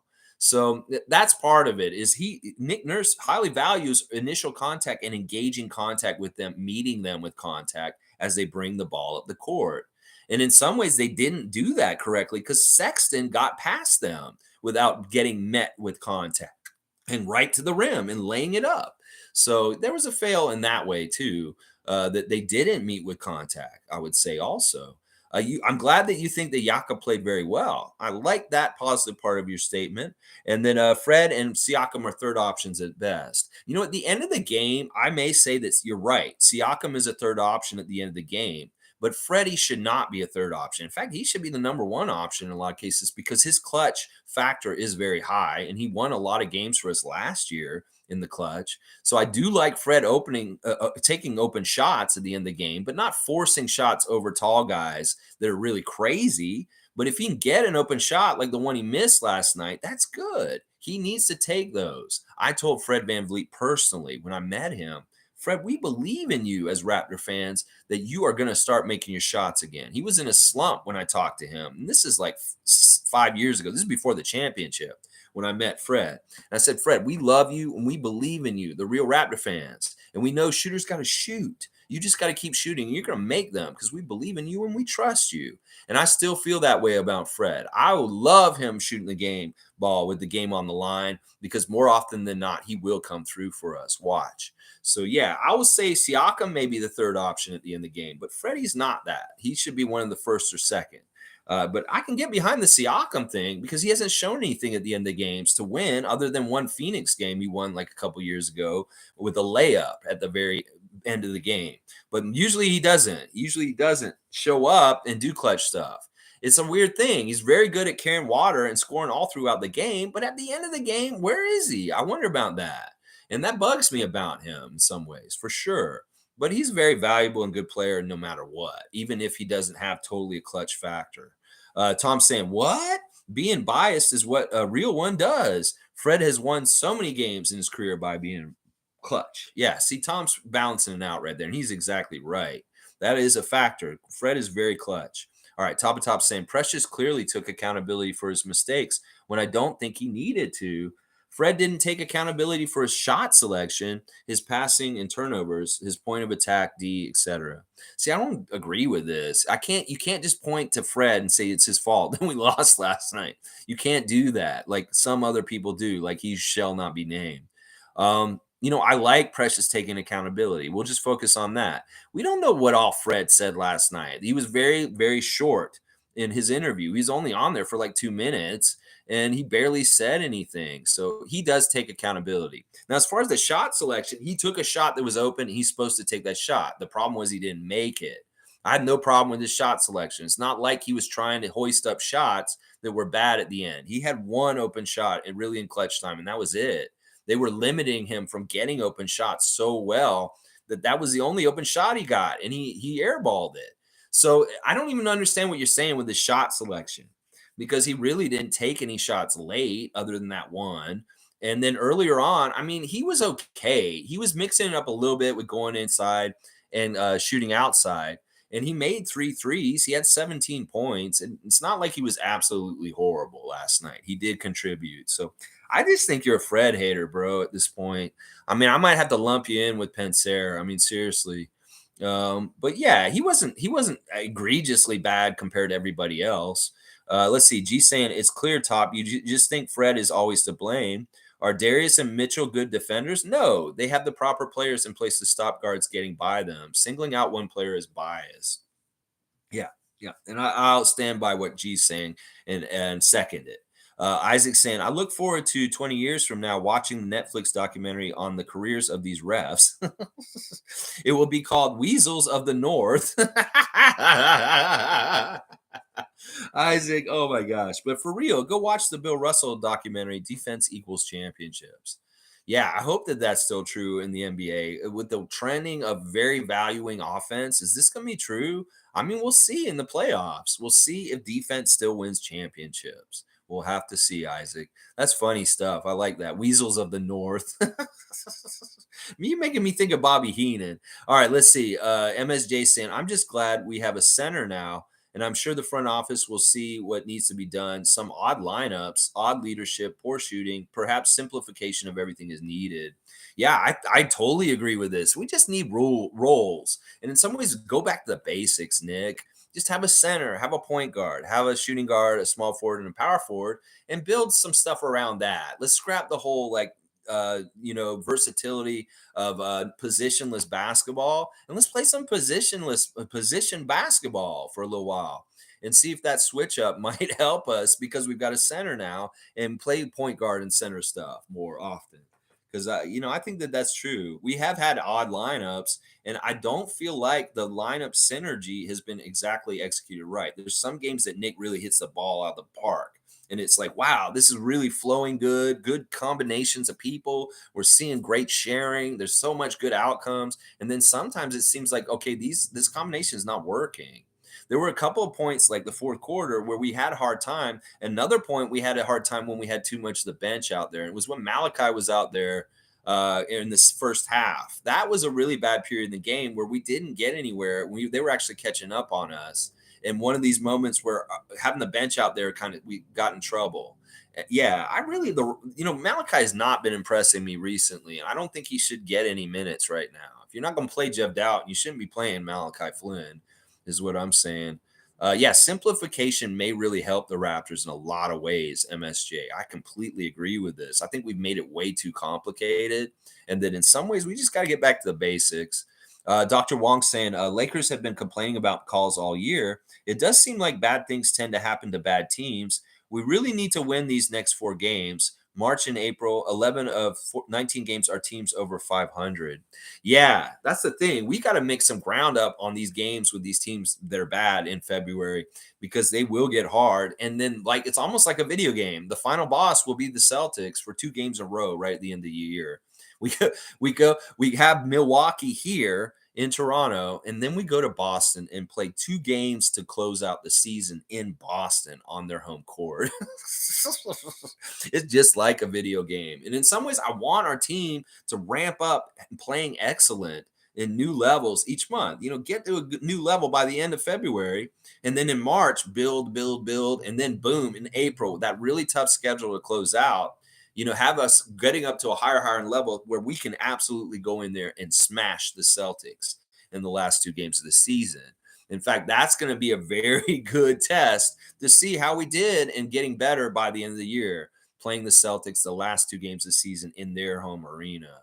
Ooh, it's a crazy schedule they gave us this year. Very tough at the beginning and very, very tough at the end. And yeah, it's going to be a tough going out. We're going to have to try and do as best as we can. And I believe in us still. Obviously, I still do. Scott B saying, don't fall for that, Dr. Wong. This league does everything it can to help LeBron. Don't let one foul call on primetime fool you into thinking they're fair to everyone. Well, let's break that down in specifics. That particular call and who was involved. That was the Lakers and the Celtics. The darling of the league is the Celtics. So in some ways, that call is for the Celtics more than it's against the Lakers. They prop up the Celtics and try and help them as much as possible throughout the whole year. Ed Malloy is a specific ref hit job guy who always seems to referee our Boston games and help the Celtics win by the end of the game. Now, LeBron does get weird treatment, and he's used to getting superstar calls. So when he doesn't get them, he whines and cries and does theatrics. And that's why we always think, oh, LeBron doesn't get any calls. Well, he's very touchy about not getting every single call that he thinks he should get. It's not that they don't favor him and treat him well. Scott B is exactly right.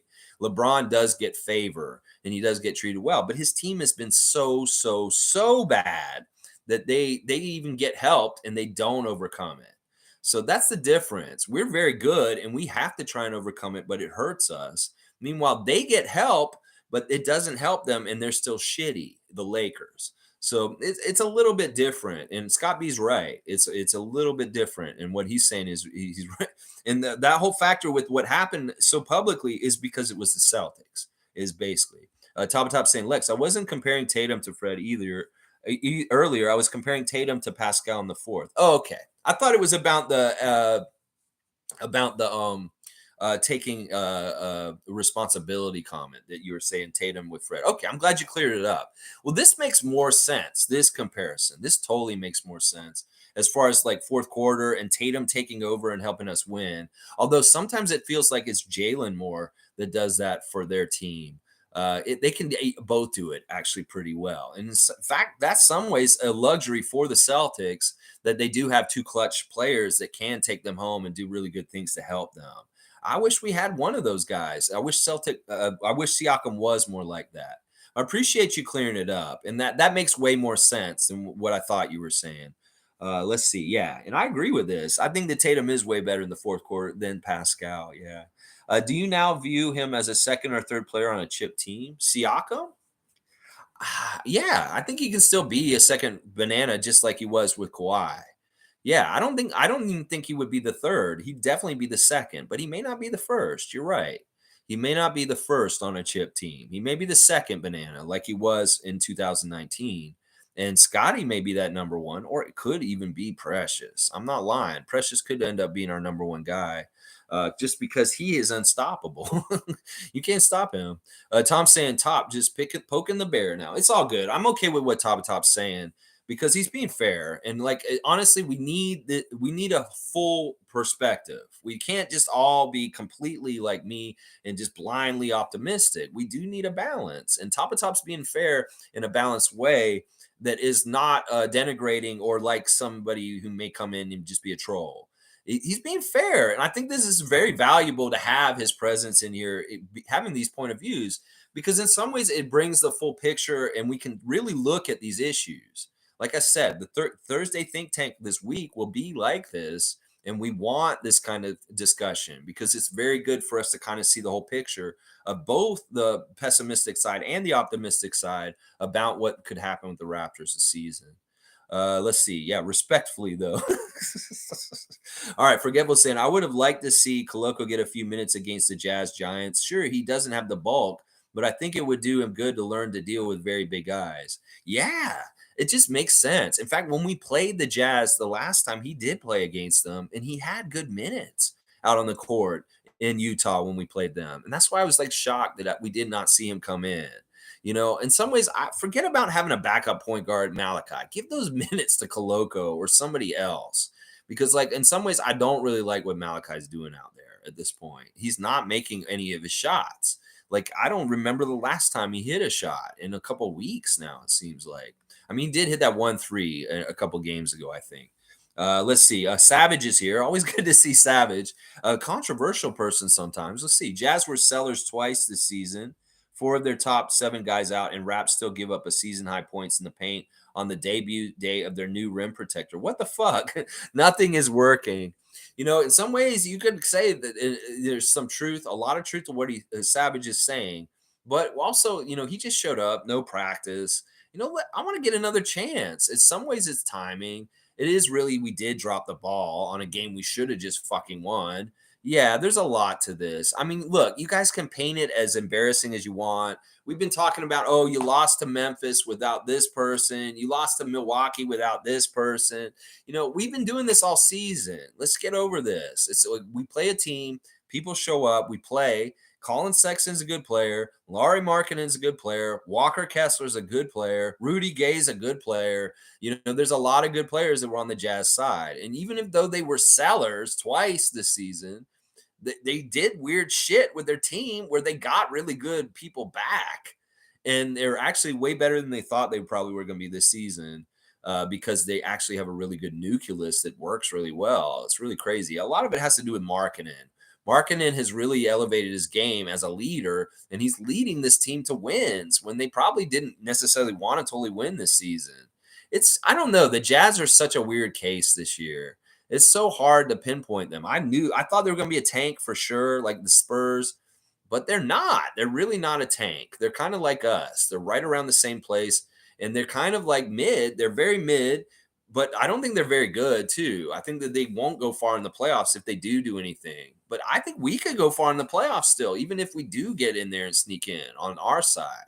I don't think the Jazz will go anywhere on the West, but honestly, I'm still going to say that. I think the Raptors are deceiving people, and they're going to do way better at the end of the year than everybody thinks. G saying, in all fairness, Savage, Pirtle only played 16 minutes and didn't close out. Really hoping after practice and after he acclimates, he closes out. Yeah, this is totally true. Like in the fourth, Jakob didn't play a big chunk of the fourth, and I don't know if it's really should be on his shoulders, just showing up, that responsibility at this point. And this is just still symptoms of our existing problems, and he isn't shown up completely in full effect to help start remedying some of these issues. It just didn't happen last night right away, and that's too bad. And that may be on Nick for not playing him late. Scott B saying Pascal is number 1 on any team. He is, Tom. I say axe him. He's a number 1, like a franchise player, but he may not be a closer. And this is something that is happened in the case of the NBA history. The guys are really good scorers. They play really well during the game, but they're not very good at being clutch. And this may be just part of his player profile, unfortunately. I hate to say it because it seemed like this for a couple years. I've been crying out for him to make this leap and bound or try and do this more. I don't even know if he's cognizant in his brain of this whole aspect of the game and how he could get better at it. Like Siakam, this summer, you work on different things. You work on your three-point shooting, obviously, but maybe you need to work on a mental kind of stuff about your wiring, about how you see your role in the game and being clutch and taking us home. And that maybe you need to talk to Rico and a couple of the other guys you work with this summer on how to work on your game this summer to benefit you getting better in this aspect. Because in some ways, this is where you're hitting a ceiling with your game and your potential as a player, is that you're showing that you're not very good in the clutch or when things really, really matter. Sure, you can be casual and go down and score during the game different ways, but when does it really fucking matter? Are you showing up and making points, Pascal? That's something you could elevate your game and get to the next level as a player in the NBA if you could find this somehow. But it's not just naturally in people sometimes, or it's not something that you can just acquire sometimes. You got to really work on this, bro. In fact, you got to do DeMar DeRozan kind of work to get good at this. Fiercely saying, top of top, I have a feeling you're a Fred Pascal hater. I have full confidence in my guys. The past month has shown a lot of signs of improvement from the whole roster. You go, Fiercely Salsera, sorry, Fiercey Saul Sarah, sorry to butcher the name. You were exactly right, and I'm with you. Now, Top of Top is been around for a while with us, and it's not just a straight up Fred hater. I mean, they've been dissenting opinions and some of the things, but that's fine. Like I said, I very much value the perspective of Top coming in here and talking in an adult in a mature way. And also, Top of Top's not taking personally me not agreeing completely with them. And the fact that we can have this discourse and talk about it from different perspectives is really valuable and important in today's world. Tom saying 100%, Scott. And Tom saying, Axe Lex will do the chopping. I'm not chopping anybody today. I think that the Raptors deserve a lot of criticism because they didn't win the game last night, and they should have. So the people that are critical of them, I have to give them the voice because they're right in a lot of ways too. So it's like I can't just say they're wrong and get mad at them. Click saying Fred's airball is the epitome of the season. I mean, I can't totally disagree with that to a degree. I was really disheartening to me. Like, I really wish he had just made that shot. It would have helped a lot of things. And he knows when he missed that shot. Yeah, he opened himself up to people like the he who shall not be named coming after him. Race Mode saying, good morning, freaks. Ref hit job. Check those bank accounts. Eric Lewis is getting a little bit of money coming in this morning. Bring back Serge Ibaka just for pregame huddle. And Pirtle is a solid addition. Race Mode is liking what he's seeing from Pirtle in his debut back. Yeah. And Serge could be fun for all kinds of reasons if he came back. We'll have to see. G saying Gary is clutch. You were right. They need to use him more in the fourth. Yeah, I just don't understand this, Nick. Come on, man. You need to evaluate your talent more and understand the gifts and what their player profile is and really maximize this better. In some ways, I feel like you don't look at what your players do and you don't read what is needed in games quick enough, and you don't substitute or play rotations with these factors in mind. Like, why wouldn't you play Pirtle at the end of the game last night to try and stop them in the paint? Why wouldn't you shoot with Gary at the end of the game, who's a certified bucket, according to KFC? Savage saying, I know, G, but the optics just look crazy, especially the day after we needed to get our ish together speech. Even without a Pirtle, the fuck you giving up 8 points in the paint? All right, Savage, this is true. The optics of what happened last night look really, really bad. And everybody who hates the Raptors and everybody's going to want to be like, yeah, they still suck. Ha ha ha. So good. Well, what if I told you that last night's loss is a really like a misnomer and a misdirection for people on what's going to happen to us very soon? What if I told you that may be the last game we lose like that for the rest of the season? And we are going to be very much either winning or we're going to not lose games like close. We'll lose games by a lot because they just kicked our shit, or we'll either win close games or we will absolutely kick the shit out of the other team. So that's what I'm saying. I don't think there's going to be any more of these close games where we lost and we feel this letdown of like another horror show. Oh my God, the Raptors lost another game in a way that's so depressing and awful. I don't think this is going to happen anymore for the rest of the season. And it's going to have to do with Pirtle all of a sudden getting his legs under him and understanding things in Raptor land all of a sudden. So yeah, it looks bad because we just made the trade. But what if I told you we haven't had enough time to change to the new us? And yesterday was not really the first game of the Pirtle era because he hadn't practiced and all this other stuff hadn't happened yet. So yeah, so that's what I'll say about that. I know that you may not like that answer. Scott B saying yes, race mode, yes, and G saying savage, true. But a lot of times when new players come, they need some time before seeing the results, and that's exactly what I was kind of saying just now. G once again and I are very similar in our voices, and sometimes we are thinking the very same thing. In some ways, that says a lot if he's coming to the same conclusions that I am, and that this is true. There's a orientation period with Pirtle that may be a little rough, and I think it'll be way better tomorrow against Detroit. The game tomorrow is really weird because it's the Super Bowl. We're playing at 3:00, but we're playing 2 games tomorrow. Raptors 905 at 1:00 tomorrow. Raptors at 3:00, and so we'll have all our games out of the way by the Super Bowl. Around 6. So this is going to be crazy. Double duty tomorrow and a preview for both games at 9:30 tomorrow morning. Raptors 9:05 playing Westchester Knicks, and the Raptors playing the Detroit Pistons here in Toronto also. So yeah, 2 games to preview tomorrow. Let's see. La, la, la, la, la, la, la, la, la, la. Jazz play big and had a great game plan. I think that's true. Salt and pepper every day. Yeah, they were calling them salt and pepper last night. It's a weird one. I like yak and spice or whatever weird ones. Click saying it's the lack of ball movement, too much ISO, and then we kick it out to people who aren't reliable 3-point shooters. The only reliable, consistent 3-point shooter at this point is Gary. Yeah, I don't know. Siakam looked pretty consistent last night too. When he's hitting it, that's the thing. You got to understand, Scottie and Pascal could very much evolve into very good 3-point shooters in their careers. Like Siakam's this close. Honestly, he's very close. And Scottie's gonna get to be a good 3-point shooter in the next couple years. Watch. He may not be it right now. Like I have a lot of faith in Precious. Also, I think that his 3-point shot's very similar to OG's, and they're both lasers, and they're very like fundamentally very good. You know, the way Precious steps into threes sometimes, he's very unconscious and very confident. So I wouldn't discount him either.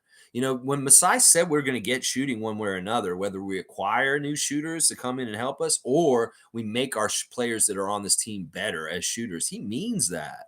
And these guys are going to try harder to get better as shooters in their careers as time goes on. You know, DeMar became a much better 3-point shooter later in his career. I can expect this from Pascal in a similar way. And a similar thing with Scottie. He's going to develop a 3-point shot, and these guys will be more reliable 3-point shooters in like a year or two from now. Watch. Seriously. After last summer, they both worked on their threes hard, very, very hard, Scottie and Pascal, and they did show improvement coming into this season. So we're going to see that again. They'll work on it even harder this summer, and they'll be even better 3-point shooters next year. Watch. Duke saying, dang, that was very disappointing. Could be our worst loss of the season. I don't know about that. There's some real gems of losses. You know, that Atlanta, AJ Griffin, there's a bunch. There's some blowouts. There's a couple of losses that are pretty bad. That is a bad loss last night. Don't get me wrong. We have quite a collection of bad losses this year for sure. And that's why I want to get them all out of the way now. If this is like a Tampa year where we eat up a whole bunch of bad losses, bad basketball god stuff, get that done this year. And then next year, hopefully, we have all the good stuff happening to us instead. Let's see. We still have a soft schedule to make up some ground in the standings. Stay positive, and we'll get there. That's right, Duke Rocks. You go, and that is the right kind of attitude to have about this. Forgetful saying Kessler, Markkanen, Abaji, and Sexton are effing good core. 3 skilled guards and a first-tier guard. The idea that we lost to a bad squad is nonsense. Yeah, I can get behind that. They're deceivingly good. Their record isn't that good, and they may seem like they shouldn't be good because of all the movement this year, but they're deceivingly good. They are. They really are. And Hardy's a great coach. He's been doing fantastic. In fact, I'll bet you the Celtics wish he was coaching them right now. Seriously, because that dude is a really good coach. Jimmy's saying, I mean, we won that game, but lost the last 2 minutes. Just got to lock in and finish the game. I hope this practice pays dividends. You know, we were overpowering. We were the way better team. We kicked so much ass. It's just that we were lackadaisical in the fourth quarter, and all kinds of different things added up to it. We went over this already a lot of times, why we lost last night. And there is blame in a lot of places. There's blame on us for not wanting it enough and being lackadaisical. There's blame on Nick Nurse for maybe not doing the best rotations and doing different things. Precious is taking blame. You know, Fred and the rest of the guys take blame too. And we can blame the refs. And we can blame Utah Jazz for wanting it more and being more aggressive and taking it. And so there's a couple of things we can talk about. Let's see. I hope this practice pays dividends. I think you practice is going to be very fruitful today. Very, very fruitful because it'll be the first one with Jakob Poeltl in there. Country Con saying, good morning, Raptor Freaks. What an interesting game last night. I love the Raptors, but that game was disappointing. Fred and Pascal need to swing the ball more regularly, involve their teammates. Yeah, especially at the end of the game. Why is this great chemistry, passing left to right, all the stuff we do in the first half, the first 3 quarters, disappear in the fourth when things are really needed? Why do you guys tense up and everything on the offense gets so strict and hard and ISO? Why does that happen, Raptors? And what are the solutions for stirring the drink and getting the good offensive flow and different things happening more in the fourth quarter? We want answers from Raptors Nation. We really do. Let's see. David's saying, I like Pirtle. I was amazed at how quickly he can get down the court, up and down the court. I can understand why they drafted him to begin with. I hope these guys can get it together. Don't have all that much longer to do it.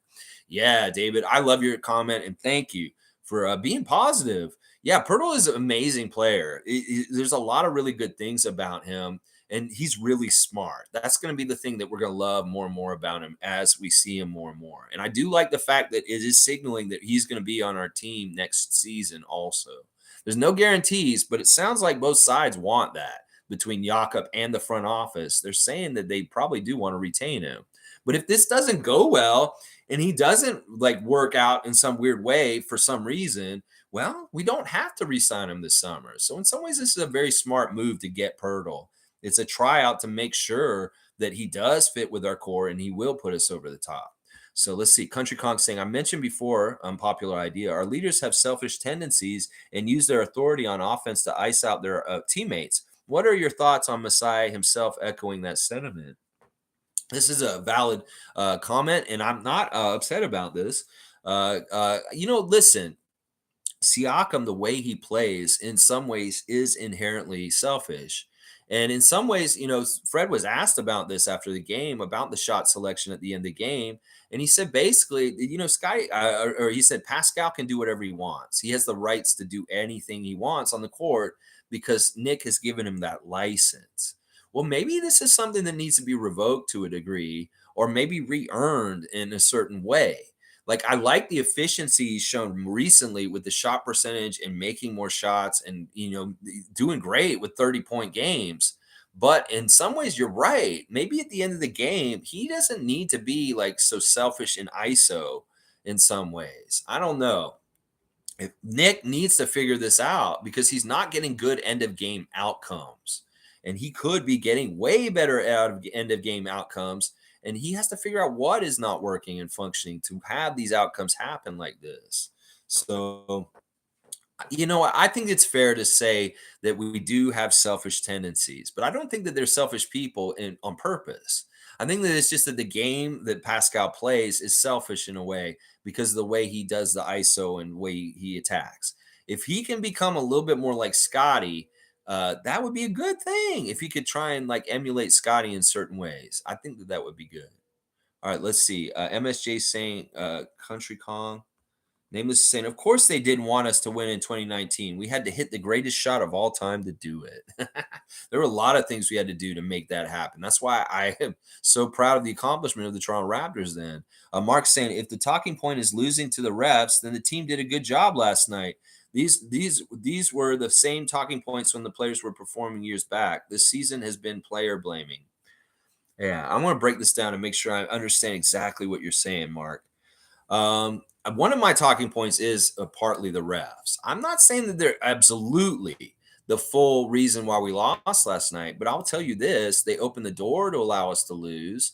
I don't know if we would have lost without them doing this happening. Like if they did not do what they did in 2 minutes into the fourth quarter last night, putting them in the bonus, I think we would have won this game. That in some ways the refs opened the door to the Jazz to come and steal the game from us. I'm not saying that the refs won the game for them, but they definitely allowed them to come and take the game from us. And that's true. That is true. Season has been player blaming. Some people are wanting to blame players. Some people are wanting to point fingers at specific people. There's a lot of that this season, sure. And some people want to blame different people. I think everybody's to blame to a degree. I don't think you can just say it's Fred's fault. It's Nick's fault. It's Masai's fault. I think that everybody has a little bit to blame with the outcomes that are happening this year. So we can figure it out. We're going to figure it out. I'm so glad that Masai trusts his team and this core going forward because I do too. And I think that everybody can make reactions in the moment to bad stuff and say, oh, they're idiots. Why did they continue to go on this path, doubling down on this core when it doesn't win? But I think we're seeing something inside it that some people aren't seeing, and it's going to work. It's going to figure it out. It's just once again, like Masai said, we have to be patient. So Tom's saying, as far as accountability that matters, the locker room talk, not to manage butthurt fans' feelings. Yeah, the accountability can be private. It doesn't need to be put on blast publicly in front of all of us. They don't owe apologies to us in some ways. They tried their hardest. They played their damnedest. They didn't win. Some of them may feel like they want to apologize to us for not playing well enough to win, but they don't owe us any of this shit. They really don't. And trust me, Fred is killing himself inside right now. They don't like this. They really don't. All right, Click saying, you need to be realistic about the issues of our team, though. I love the positivity, but you have to be honest about the problems with this team. Stop finding excuses. 60 games of the same thing. Yeah, well, I mean, seriously, these aren't excuses. This is part of it is just the reality and the truth of what happened. In some ways, an outcome in an NBA game is decided by so many different things all at once, all collective together, and that you can point to very specific, different little places and say, well, this is where we lost, or this is how we lost, or this added to us losing. And we're doing this. Like, look, I'll take accountability for the team and what they could do better. Nick could manage the end of the game better with his coaching, his rotations, who he's playing, maybe his schemes on defense. Yeah, that's a part of last night. The players could execute better. They could shoot better. They could have more gumption to try and make sure that we win better. I've said all that and I agree with all that. So, yeah, it's not necessarily excuses, but there are parts of what happened and why it happened. And then also saying, well, we need to do this better to get better. And this is what they're doing inside. They're talking about what they can do to be better and better every single day. And that's all they're trying to do. They'll figure it out. I'm always going to find excuses, Click. This is the channel for finding excuses. And sometimes they're very, very valid. And they are a big part of why things happen a certain way. So it's different. Space Cadet saying, Will Lou absolutely torched the officiating on his post-game pod? That's what you need to know. That's when you need to know it's biased. Yeah, I think this is very fair to say a huge part of what happened last night is because of the refs. So, I mean, you can say, oh, it's just an excuse. They should win anyway. You're right. They should have won anyway. They should have taken it and said, no, fucking, you let the door open, refs, and you're letting the Jazz come in. No, we're shutting that door back closed and not letting them come in and steal this game right now. They didn't do that. So there's a failure in there's 3 areas, 3 different things that matter. We didn't step up and take care of business. We were lackadaisical. We allowed them to come back and win. And then the Jazz wanted it that bad, so they went and took it. That's a big part. And then the like I said, the refs opened the door to allow the Jazz to do it. They wouldn't have had that chance without the ref hit job at the beginning of the fourth quarter. We would have kept a good lead and we would have cruised to victory. The refs fucked it up by causing a door open for the Jazz to take an opportunity. And they literally handheld Sexton to the free throw line. As Nick Nurse put it, he described it as a parade to the free throw line. That's what he said last night. He said, we could not stop the parade to the free throw line. And that parade was led by a drum major named Eric Lewis, who was a referee. It's like that. Mike saying, salute the real ones, Project Truth always. Good to see you, Mike. Tough one to let go. We took our foot off the gas, in my opinion. Pirtle looked decent so far, out of sync a bit, but it's going to take a week or two for everybody to sync up. I don't think it's going to take that long, Mike. I think he's going to sync up tomorrow. I think you're going to see Pirtle look like he fits tomorrow. He already looked like he didn't stand out too much. And there's just little things he's got to learn and figure out. He's going to be better tomorrow. It's not going to take a week. It'll take like a practice and a game, like last night and today. It'll take, and that's it. They'll be good. Watch. He's going to be good tomorrow. Let's see. It was a tough game, and we did take our feet off the gas. There was a bit of that, too. We did look too lackadaisical, like we didn't care in the fourth quarter enough. Nobody took the onus on them and said, I'm stopping this shit. Nameless saying it's not on any one player. It's just a joke. It's a team sport, not playing the violin. What? No. Tiny violins. I know we got violins. It's a sad story. G saying, Click, what are the realistic issues to you? Well, I think that this is what Click would say. And I'm once again, I'm not against Click or Top today. They have valid concerns, and what they're saying is very important to say. I think that leadership in the fourth quarter for clutch situation is a realistic issue. I think that the fact that the 76 points in the paint is a very big issue that they brought up. Now, hopefully we can fix a lot of this, and this just Pirtle was not ready to step into that role and do a lot of this stuff yet, and maybe he will be tomorrow. So that's what I'm saying. Some of the fixes for these issues are coming. It's just that these guys got to find it within themselves to step up in the fourth quarter and take over to carry us home to the victory. Somebody, Scottie, Gary, I don't give a shit. Just one of y'all needs to do it. And then, the points in the paint and the low post defense is going to get way, way better. It's just happened. We got Pirtle. He shows up, and there's 3 7-footers in the starting lineup for them, and they do things a certain way with the Jazz right now. That is just kind of, in some ways, a perfect storm of bullshit. I hate that we lost last night because of all the shit that things people are not sure about what's going on.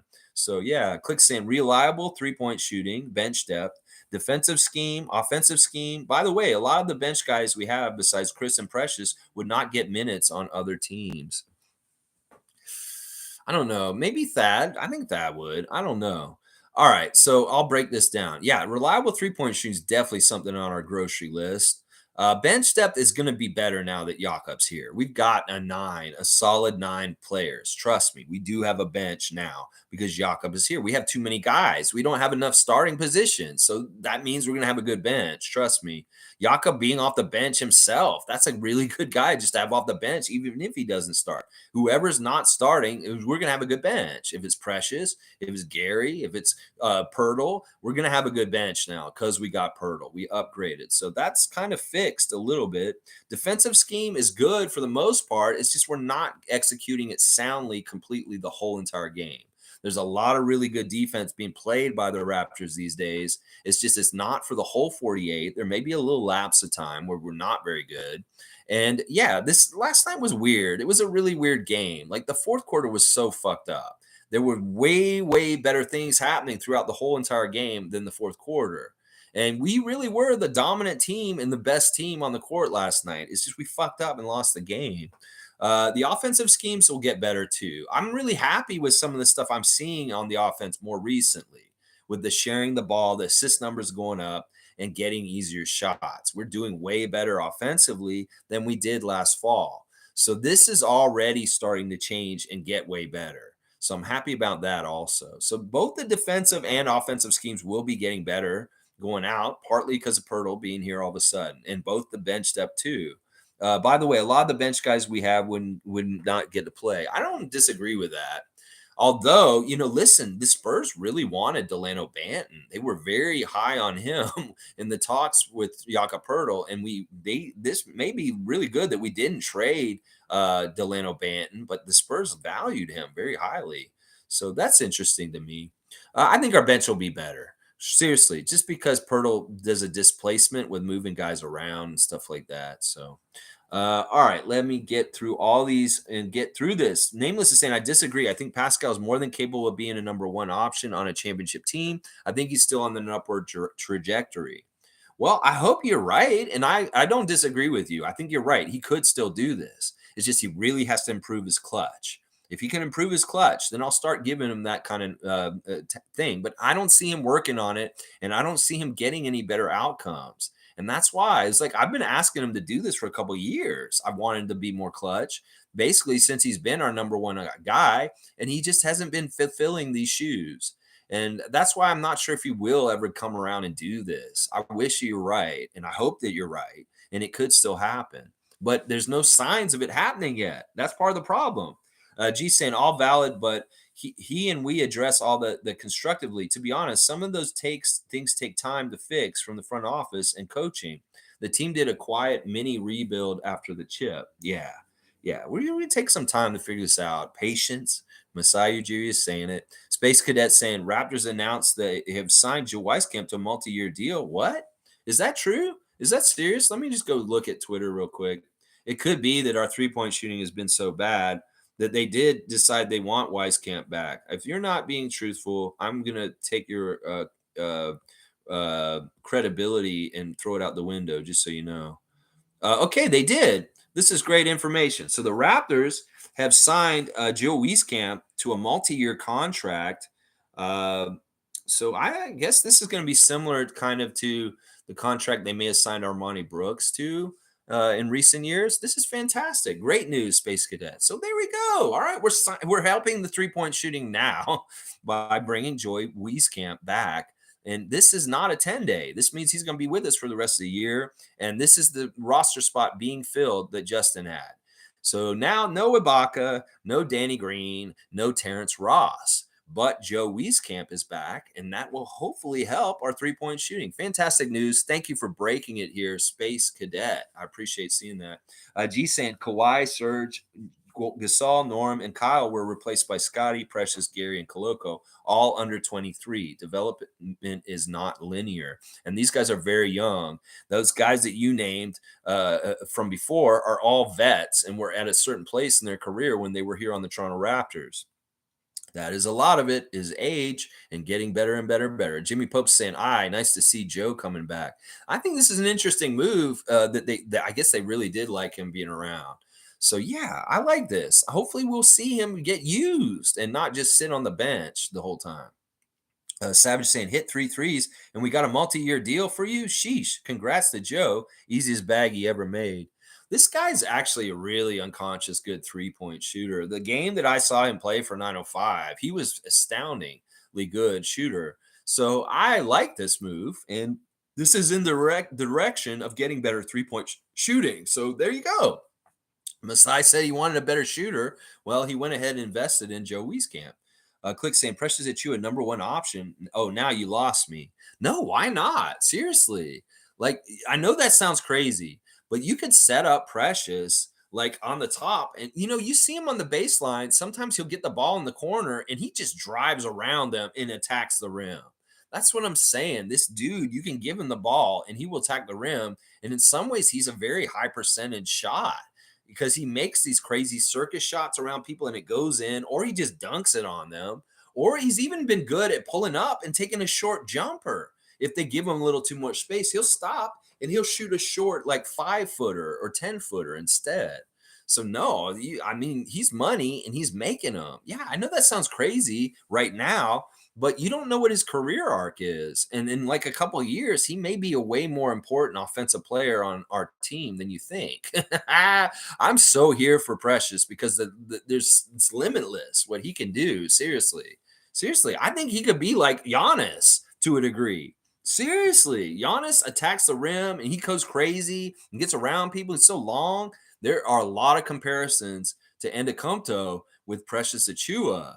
Seriously. All right, Dirty Sanchez is here. I do kind of remember you. Yippity-yo, buddy, do you remember me? It's been a while. It's Jay. I bought you chicken fingers and fries at the Raptors game some years back. Hope you were doing well. So funny I found you. Jay, at the game, chicken fingers and fries at the Raptors game some years ago. Are you sure it's me? I worked at the Air Canada Center way back. Like, I used to work there when Vince was playing for the Raptors. For 5 years, I worked there. Did you work with me there, Dirty Sanchez? I'm trying to, there's a lot of memories in the Air Canada Center / Scotiabank Arena. I'm trying to figure this. I don't remember anybody buying me chicken fingers and fries, though. Ain't nobody buys me food at the game, so I'm trying to figure out if this is true. But I appreciate you being here, Jay, and thank you for being here again, Dirty Sanchez. All right, I'm gonna have to figure out who you are. I'm not totally sure who you are right off the top of my head. Maybe elaborate a little bit in the comments. Rorschach saying, hope springs eternal. It's always springtime on this channel. That's why I love watching you, bro. You're like a warm blanket. Thanks. You're welcome, Rorschach. Seriously, this season has been so trying and so dismal and so depressing and so crazy. It's almost like a Black Mirror episode. There's a horror in it. Like, it's something crazy is nice. The game's great for 3 periods. We see these crazy great dunks by Precious and Chris. We're enjoying ourselves. We're seeing Yaka. We're just like, oh, everything's so great. And then it's some sort of like Dark Mirror twist by the end of the game when we're all like, this sucks and this is a nightmare by the end of it. Yeah, there's been a lot of games like that this season. And that's why, if we're going to have a collection of nightmare games, let's just have them be in the 2022-2023 NBA season for the Raptors.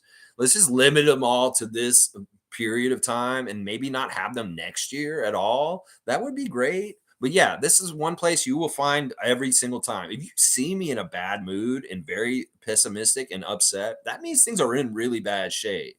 And we have been in there at times too. Don't worry, I will be negative at times. In fact, there's been times where I've been more negative and y'all have been super positive and y'all brought me back into being positive.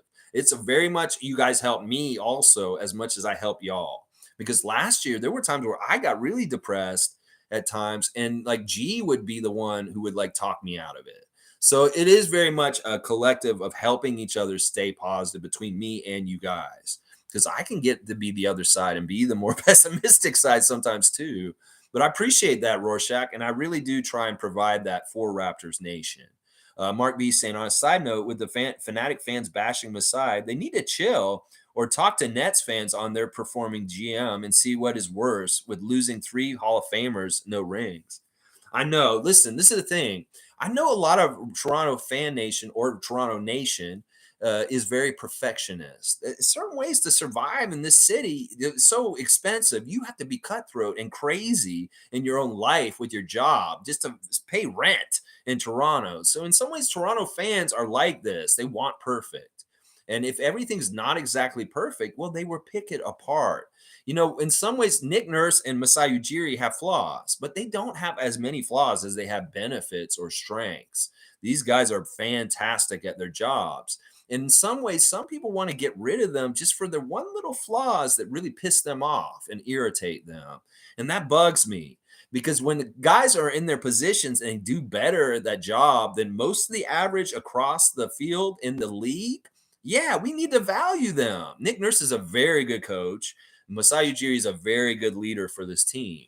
And the fans that want the call for their heads, they're short-sighted, and maybe they're only looking at one little negative aspect about them that pisses them off.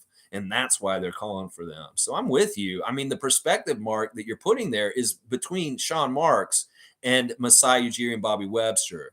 And we've seen what Sean Marks does as a GM for the Nets in the last couple of years, a complete disaster. You're a former Raptor, Sean Marks, and I appreciate you for that. But you're a horrible GM. Very, very horrible. And I'm glad we ain't got a bad GM like him on our team. So we can always look at a perspective of being grateful for good things that we have on our team compared to other teams or having problems in areas that we don't have that problem in. You know, we have problems with our team, but in a lot of ways, the problems that the Raptors have right now are fixable, and we're all on the same page to fix them. That's another good thing about our team that we should all be grateful for.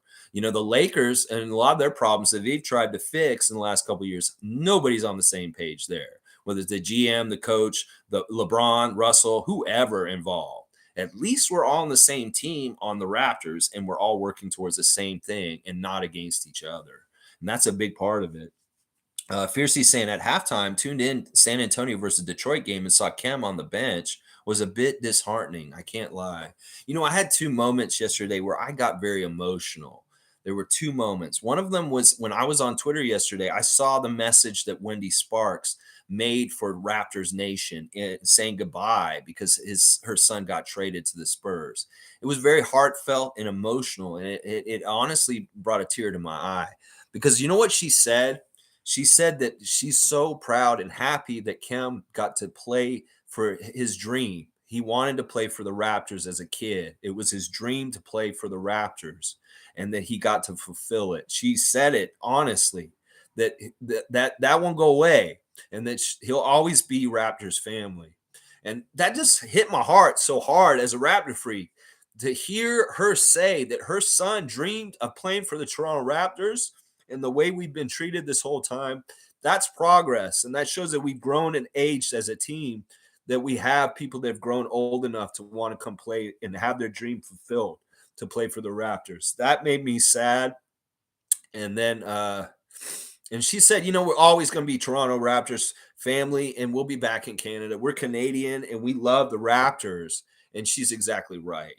But that made me sad. And then the other thing that made me sad was hearing the news about why Alvin Williams did not call the game last night. I'm feeling for you, Boogie, right now.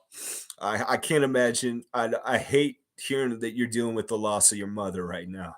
It made me really, really sad about that. Because, listen, I'm that much of a Raptors fan. that when I see a great Canadian like Khem, whose dream was to play for the Raptors, leave and hear a heartfelt message from his mother about how much that dream was fulfilled and so happy about that, that brings a real right here. And then hearing that one of my favorite Raptors of all time, that his mother died, and that's why he wasn't calling the game yesterday, that made me sad too. So those were the two moments that I got teary-eyed. And obviously I'm doing it again right now, just thinking about it. That's how much I care about this team and love them. Then it did really hurt me too, fiercely, to see Khem gone. It's sad to me because I really do like Khem a lot.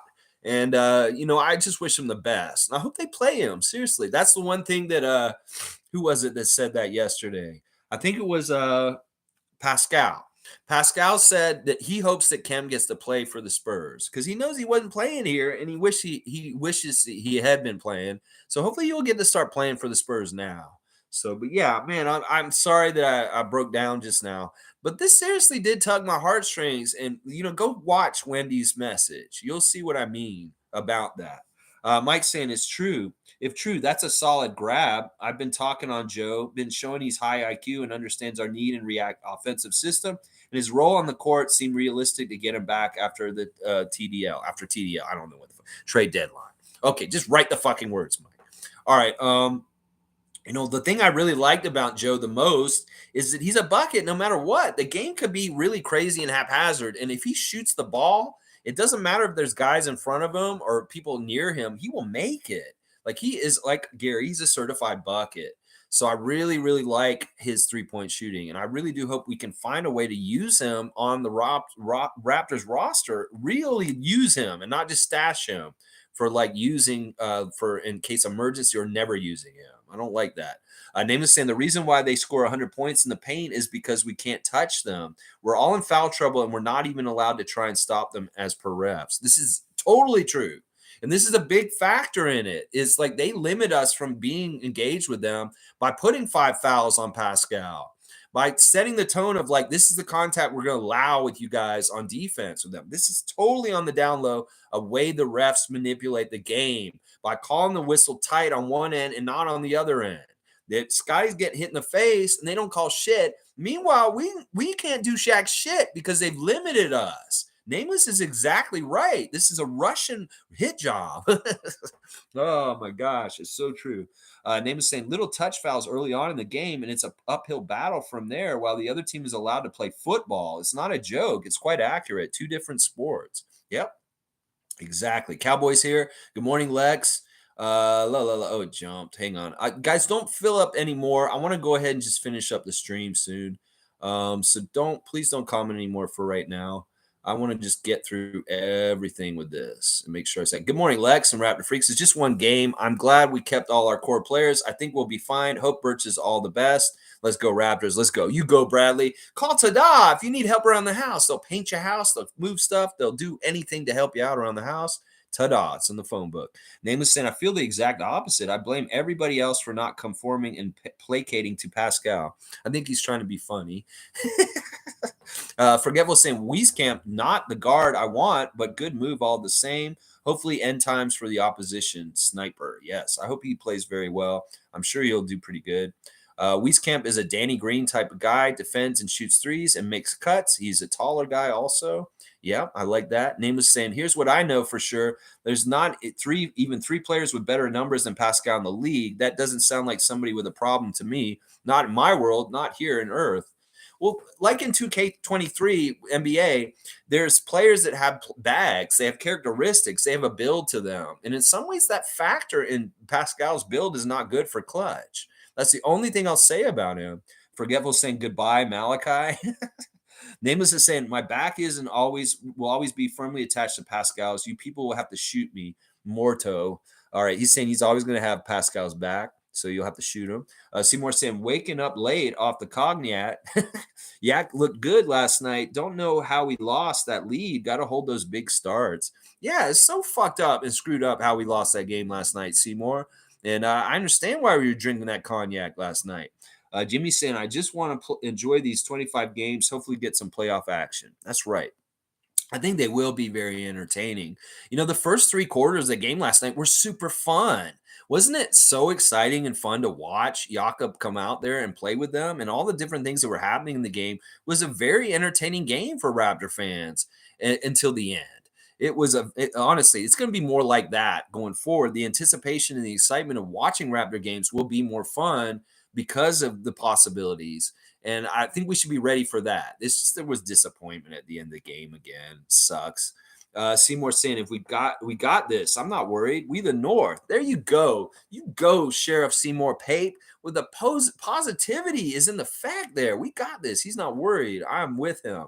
Playoffs here we come. Let's go. I think the same about Precious. This team is awesome. Just needs some small tweaking. Cowboy is giving the endorsement. Nameless is saying, I'd love to see Barnes, Achua, and Kaminga on the same team one day. I don't know about Kaminga. He's kind of like Wiseman. He's had his ups and downs in early development with the Golden State Warriors. And I'm not really big on either of those guys. I think they have knocks and flaws. I do know that Masai wanted Kaminga, and the deal that they were trying to get OG for, he was saying he wants Kaminga. And that was part of what held up things with the Warriors, is that when they came to us and said, we want OG, we said, well, give us Kaminga. And they said no. And that's why that shit didn't happen. Seymour saying, damn, Alvin, we are here for you. This is crazy. Prayers. Yeah, that's why he wasn't announced in the game last night. Alvin Williams' mother died in the last couple games. So last couple days. So that's why it was Sherman Hamilton calling the game last night. Paul B saying, can't wait to see some more Weiskamp. Yeah, it's good. See, things circle back. This is exactly what we did with DJ Wilson. We signed him to a couple of 10 days, and then we turned around and signed him for the rest of the year. Logical is saying that's what it's about, not burning bridges and keeping doors open and good, added to the Raptors and not takes from the Raptors. It's key to keep that in mind and when saying not lose a player for nothing. Yeah. Forgetful saying, love you, Lex. Even if you're wrong about the Nets, a man never needs to apologize for tears. I appreciate that, Forgetful. Well, we'll see. The jury's out on the Nets. Some people are saying, all right, let me talk about something I did bring up that is important to this that I should talk about as far as there's a thing. Oh, man, it went away. There were odds. There's odds. There's new odds for the NBA championship after the trade deadline with all the moves. And obviously the Suns' odds went up because of getting Durant. Well, apparently the Nets' odds are now equal to the Raptors' odds right now. The Vegas odds for winning the championship are the same for the Brooklyn Nets as the Toronto Raptors presently right now. So that's interesting to me that the new look Nets are supposedly as good as our Raptors right now in the eyes of Vegas. So that's an interesting stat to know right there. I don't believe in the Nets still. Too much turnover. And Ben Simmons, Mikal Bridges, I don't know. We have to see how it works. Really, we really do. Let's see. Name was saying, you are the man, Lex, and we're all so lucky to get to hang with you for a few hours each day and every day. Man, tearing at my heartstrings, Nameless. I appreciate you, brother. Real ones, real Raptor freaks, real ones that really love this team. This is your home, and I'm glad to be here with you guys too. Honestly, I would be very, very not happy with this season if I did not have this outlet also. That this season by myself, dealing with everything that's happened with the Raptors would be so much harder to deal with. And I'm just so happy that I have people that care about this team like I do, that we can interact and talk about this. This is so therapeutic in a lot of ways, considering the bumps in the road for the Raptors this year. Let's see. Cowboys saying, have a great day, Lex and Raptor Freaks. Let's go, everyone. Smash the like button. Here comes a 6-game win streak. Let's go. Yes, Bradley. I love it. So once again, just to recap, we really lost this game late in the game to the Jazz, partly because of the refs and also because we just didn't step up and stop them. We needed somebody to step up and stop them or score and stop them that way. It's too bad that did not happen. It's really, really too bad. All right, just real quick news and note before I get out of here right now. Fred VanVleet will be at Yorkdale store today from 5 o'clock to 6:30 p.m., the Canada Goose store. And so if you want to go see Fred, you can actually go see him today from 5 to 6:30 at Yorkdale Mall. He will be at the Canada Goose store, guys. He is very much putting Canada Goose on blast on his Instagram a lot recently as a spokesperson for them. So he will be in their store today if you guys want a chance to go see Fred. 5 o'clock to 6:30. So head down to Yorkdale Mall and you can say hi to Freddie. Yeah, Tom, dude, let's go. Yes, I love all the Raptors. And tomorrow we'll have the preview for the 2 games the Raptors are playing in the afternoon. 1 o'clock and 3 o'clock starts for the Raptors 905 and the Raptors tomorrow on Super Bowl Sunday. Yeah, they want to get these games out of the way so they can go watch that football game. They don't want to have any games on during the game. And that's why we have this weird Detroit Pistons game at 3 o'clock tomorrow. All right, y'all. Thanks once again. I know that we don't all see eye to eye, and this is a tough time, but we're going to figure this all out. Let's keep the ship afloat and going. The core has been doubled down on, and we still need to trust in Masai and them to bet on themselves and make it out of this. They can do it still. I love the positivity that you guys have and thinking that we're going to do really good things for the end of the season. I believe in it too. And I think that the more and more Pirtle gets used to being around them quickly, the more we're going to see this effect. So thank you guys for joining me. Please like, comment, subscribe, and share if you enjoy the Raptor Freak channel. And I'll be back tomorrow at 9:30 a.m. I promise. Let's go Raptors! And fuck you, Eric Lewis, you motherfucking hit job mother.